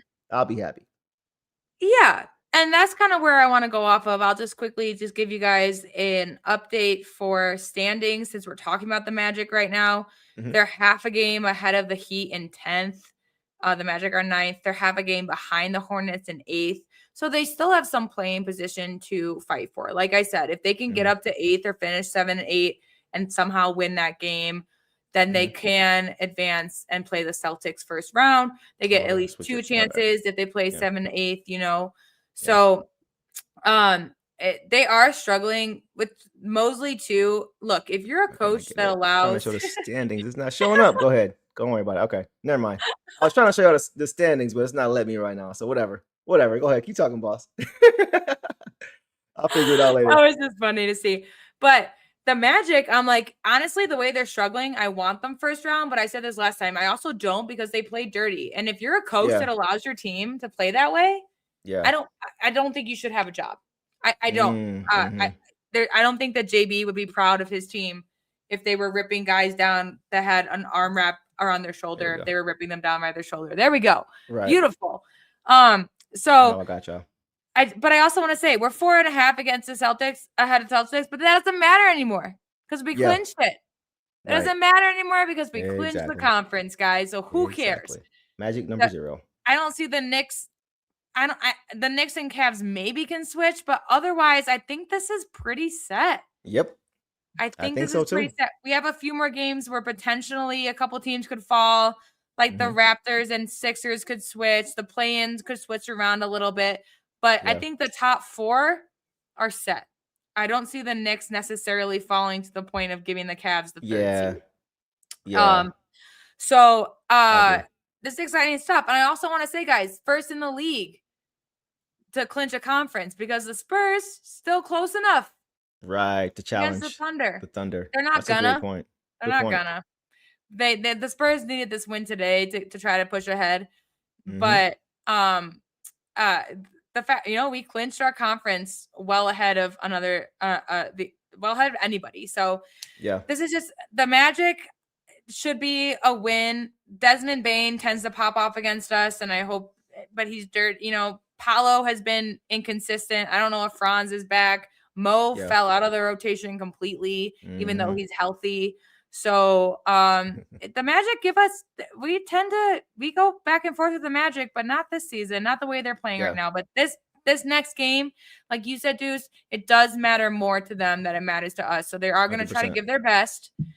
But 3 of 7, them and the Heat are both 3 of 7. So at least, guys, the 7 and 8 seed, the Sixers are 6 and 4. We just played well against them. The Hornets are 8 and 2. You can kind of only hope that one of those guys get knocked out by the 9 and 10, because the way the 9 and 10 are closing out their season right now gives me great hope that we would have a pretty easy 5-game series at worst against a 9 and 10 seed. So, it's kind of a blessing that we got to play the Sixers. Yes, they didn't have Embiid, but still, I feel like the way we shut down their guards and the way that we have our big men play, we still can beat them in a series. And with the Hornets, they're not going to be fun perimeter shooting wise, but like they've also just been, if they can't shoot their threes, they're kind of out of luck. So, it's kind of a blessing we get to face the Magic, and we'll see them at full force because, again, they have something to fight for. So we'll see them at full force on Monday, and that will give us, again, kind of a luxury of seeing a potential first round matchup. We could see. And guys, with first place now guaranteed all the way up through the conference finals. Home court guaranteed all the way through the conference finals. And with the Pistons not likely to catch the Spurs or the Thunder, I'm hoping that we get a chance to see Tolu.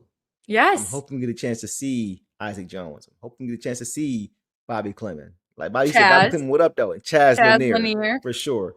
Hope we get to see those guys because these games really don't mean much to us as far as win-loss.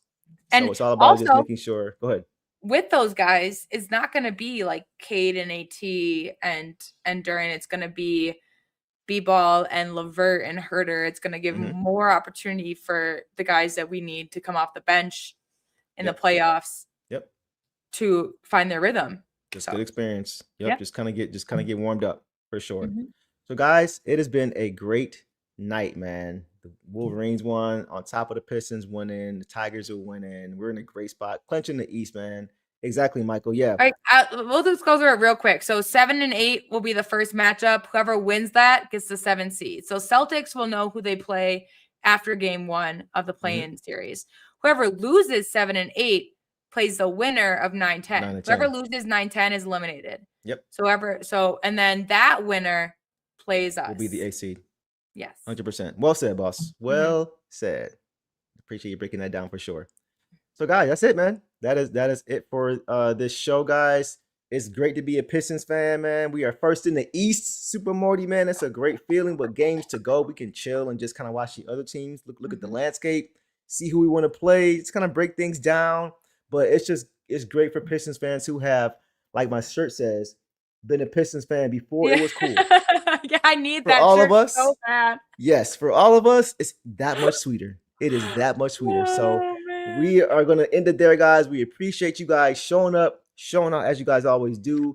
your super chats, all the support for the Autism Foundation for Autism in the D that we're supporting now. Means a lot to me personally. Like I mentioned you guys last show with my 2 sons being autistic. So thank you guys so much for that, for your support there. Thank you for the donation. Yeah, thank you guys so much for that, man. And with that, man, we're gonna end it there. So we appreciate you guys showing up, showing out as you guys always do. Make sure you guys smash that like button and subscribe if you are new. And with that, guys, we hope you guys have a great night. Continue enjoying your weekend. If you're out, be safe. Right, come back home to your families in one piece. Make sure you guys get some rest before the next week. But please enjoy it, man. Enjoy have a good it. Easter. Have a good Easter. All of the above, man. Good times right now, guys. So with that, be safe, guys. Enjoy your weekend, and y'all know the drill, man. Detroit versus everybody. Peace and love. All the dirty work, all dog. I'ma dive on the floor, go try to block every shot, and I'ma be physical with you the whole game. You know Stu gonna be physical with you. When you think of the Pistons, you think of just hard work and just gritty basketball. That's just the identity you gotta have when you put on that jersey. I'm not your average breed of canine. Not a good dog, I'm bad boy for life. I set the tone, don't care about no tick. Let it be known, I get my respect. Come in the lane and see I don't bluff. If you retaliate, that's on ya. They talking pundits, I hear you're ashamed. Talking that chop, you must want this way. Tryna tell ya, if the dog palm, mess around, find out, Tryna tell ya, if the dog palm, mess around, find out,